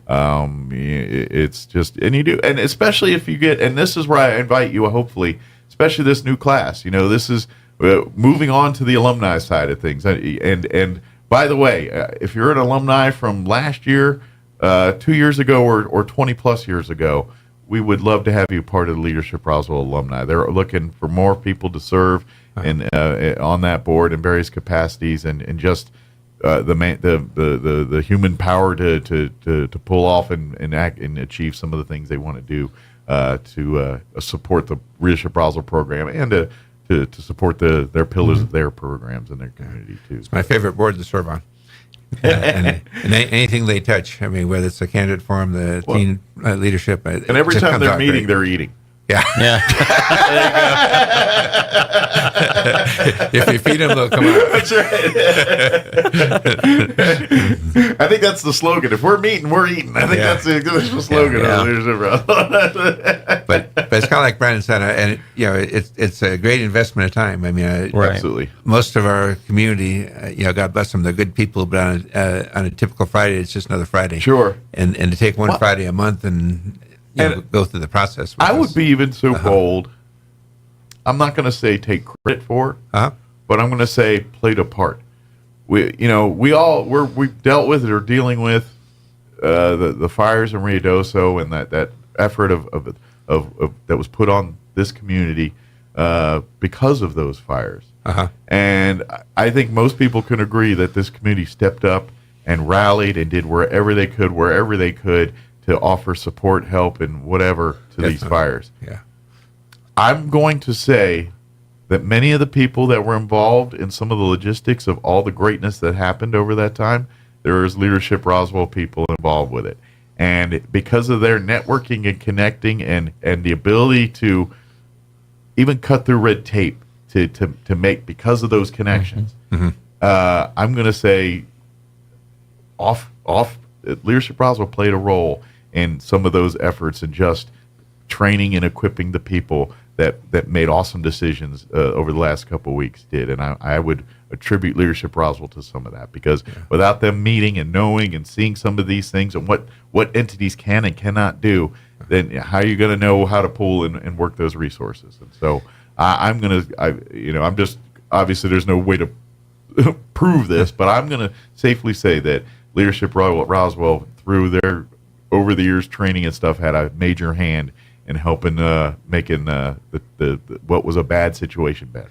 Yeah, and I'll just give you a few examples of what you said. I agree with you 100%. At the alumni awards dinner, we honored NMUR. Dr. Sean Powell was there, and 2 or 3 of the graduates were talking about helping him out down at the university. Matt Miller, our fire chief. Yes. We're talking to him there's just so many instances where those relationships, the connections, the knowledge that these students have, let them to fill the lanes. And to be honest, it started probably because they were trying to make a parachute in Leadership Roswell to get a thing down, get an egg down off a wall. Save the egg. You got to be careful. You may give away one of our secrets. But that's what this is the cool thing about this stuff. So please, I just saw the time, we're running short here, but please go on to the Chamber's website, roswellnm.org. or come by the Chamber of Commerce, or call the chamber, and we'll get you an application. However, when we need, if we need to email it to you, if we need to, print it off and you come pick it up, or download off the website, whatever we need to do to get it to you, we'll make sure that happens and get those applications in. But before the end of the month, July 31st, 5 p.m., I believe is on a Wednesday, yes. Drop dead deadline to get your applications turned in for this class. They can call me also if they want at 625-2000. Yeah, and if you have any more questions, please feel free to reach out and talk to the chamber. And we can get a hold of Rick to reach out to you if you have any other questions to answer. Yeah. If you go to the chamber, you'll see these purple brochures that really explain most everything we talked about here, and I might have added a few caveats. You've got some here. Yeah. But I invite you to pick a copy up, take it home, and read it, and learn a little bit more if you're looking for more information there too. Yeah, and we're already getting applications. Good. So the advice that you've given, that we've given, is very important. But why not go ahead and fill it in and get it in early? Sure. Yeah. Don't wait till 5 o'clock. Save some people some. There's because we are the land of manana. We're always, as long as I've been here, we've been the land of manana. People like, I ain't gonna worry about that's not till next week. I'm not gonna worry about that till next week. Yeah. Don't do it. It makes every time we get a day or two out, we're like, I don't know, man. We get enough, and next thing you know, this flood comes in the last day or two of these things. Yeah. Help some people out. Get it filled in, so maybe the last week we're not getting a complete flood of those. Maybe flood them next week or something like that. Yeah. Good deal. Well, thank you guys. We appreciate it, and we'll get we'll get you. I think we need to get you back in as we get closer to the deadline to hit the procrastinators. All right, procrastinators. Yeah. Now it's your turn. So, and we appreciate all you do, Mike. Anytime. I enjoy listening to you every day, and you just do a great job. Thank you. Some days are better than others. there's good day and better days. That's right. Absolutely. It is 7:55. Let's do this. Let's go ahead and get you up to date with local news.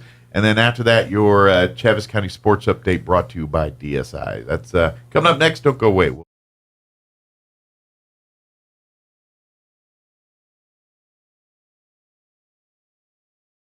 More about women's services at Artesia General Hospital online at artesiageneral.com/women or by calling 575-736-8394. Many women's services are also offered in Carlsbad.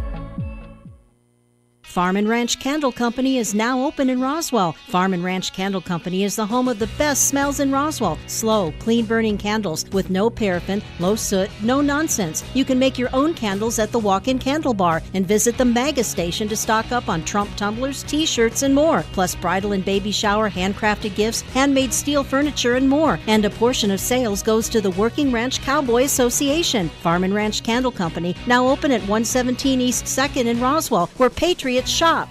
Roswell Livestock and Farm Supply is a proud supporter of the Chaves County Fair. They salute the hardworking 4-H and FFA kids in our area, striving to be their best every day. As farmers and ranchers themselves, the crew at Roswell Livestock and Farm Supply knows the hard work that goes into making farming and agriculture what it is today. And from the Everyone's a Winner program to actually investing in these future farmers and ranchers during the Junior Livestock Sale, Roswell Livestock and Farm Supply is proud to support the Chaves County Fair. Roswell Livestock and Farm Supply, 1105 East 2nd. Roswell's home for talk radio is 106.5 FM, KEND Roswell. And that's going to do it for us. Have an amazing day. We'll be back bright and early, 7 a.m. tomorrow. Till then, take care.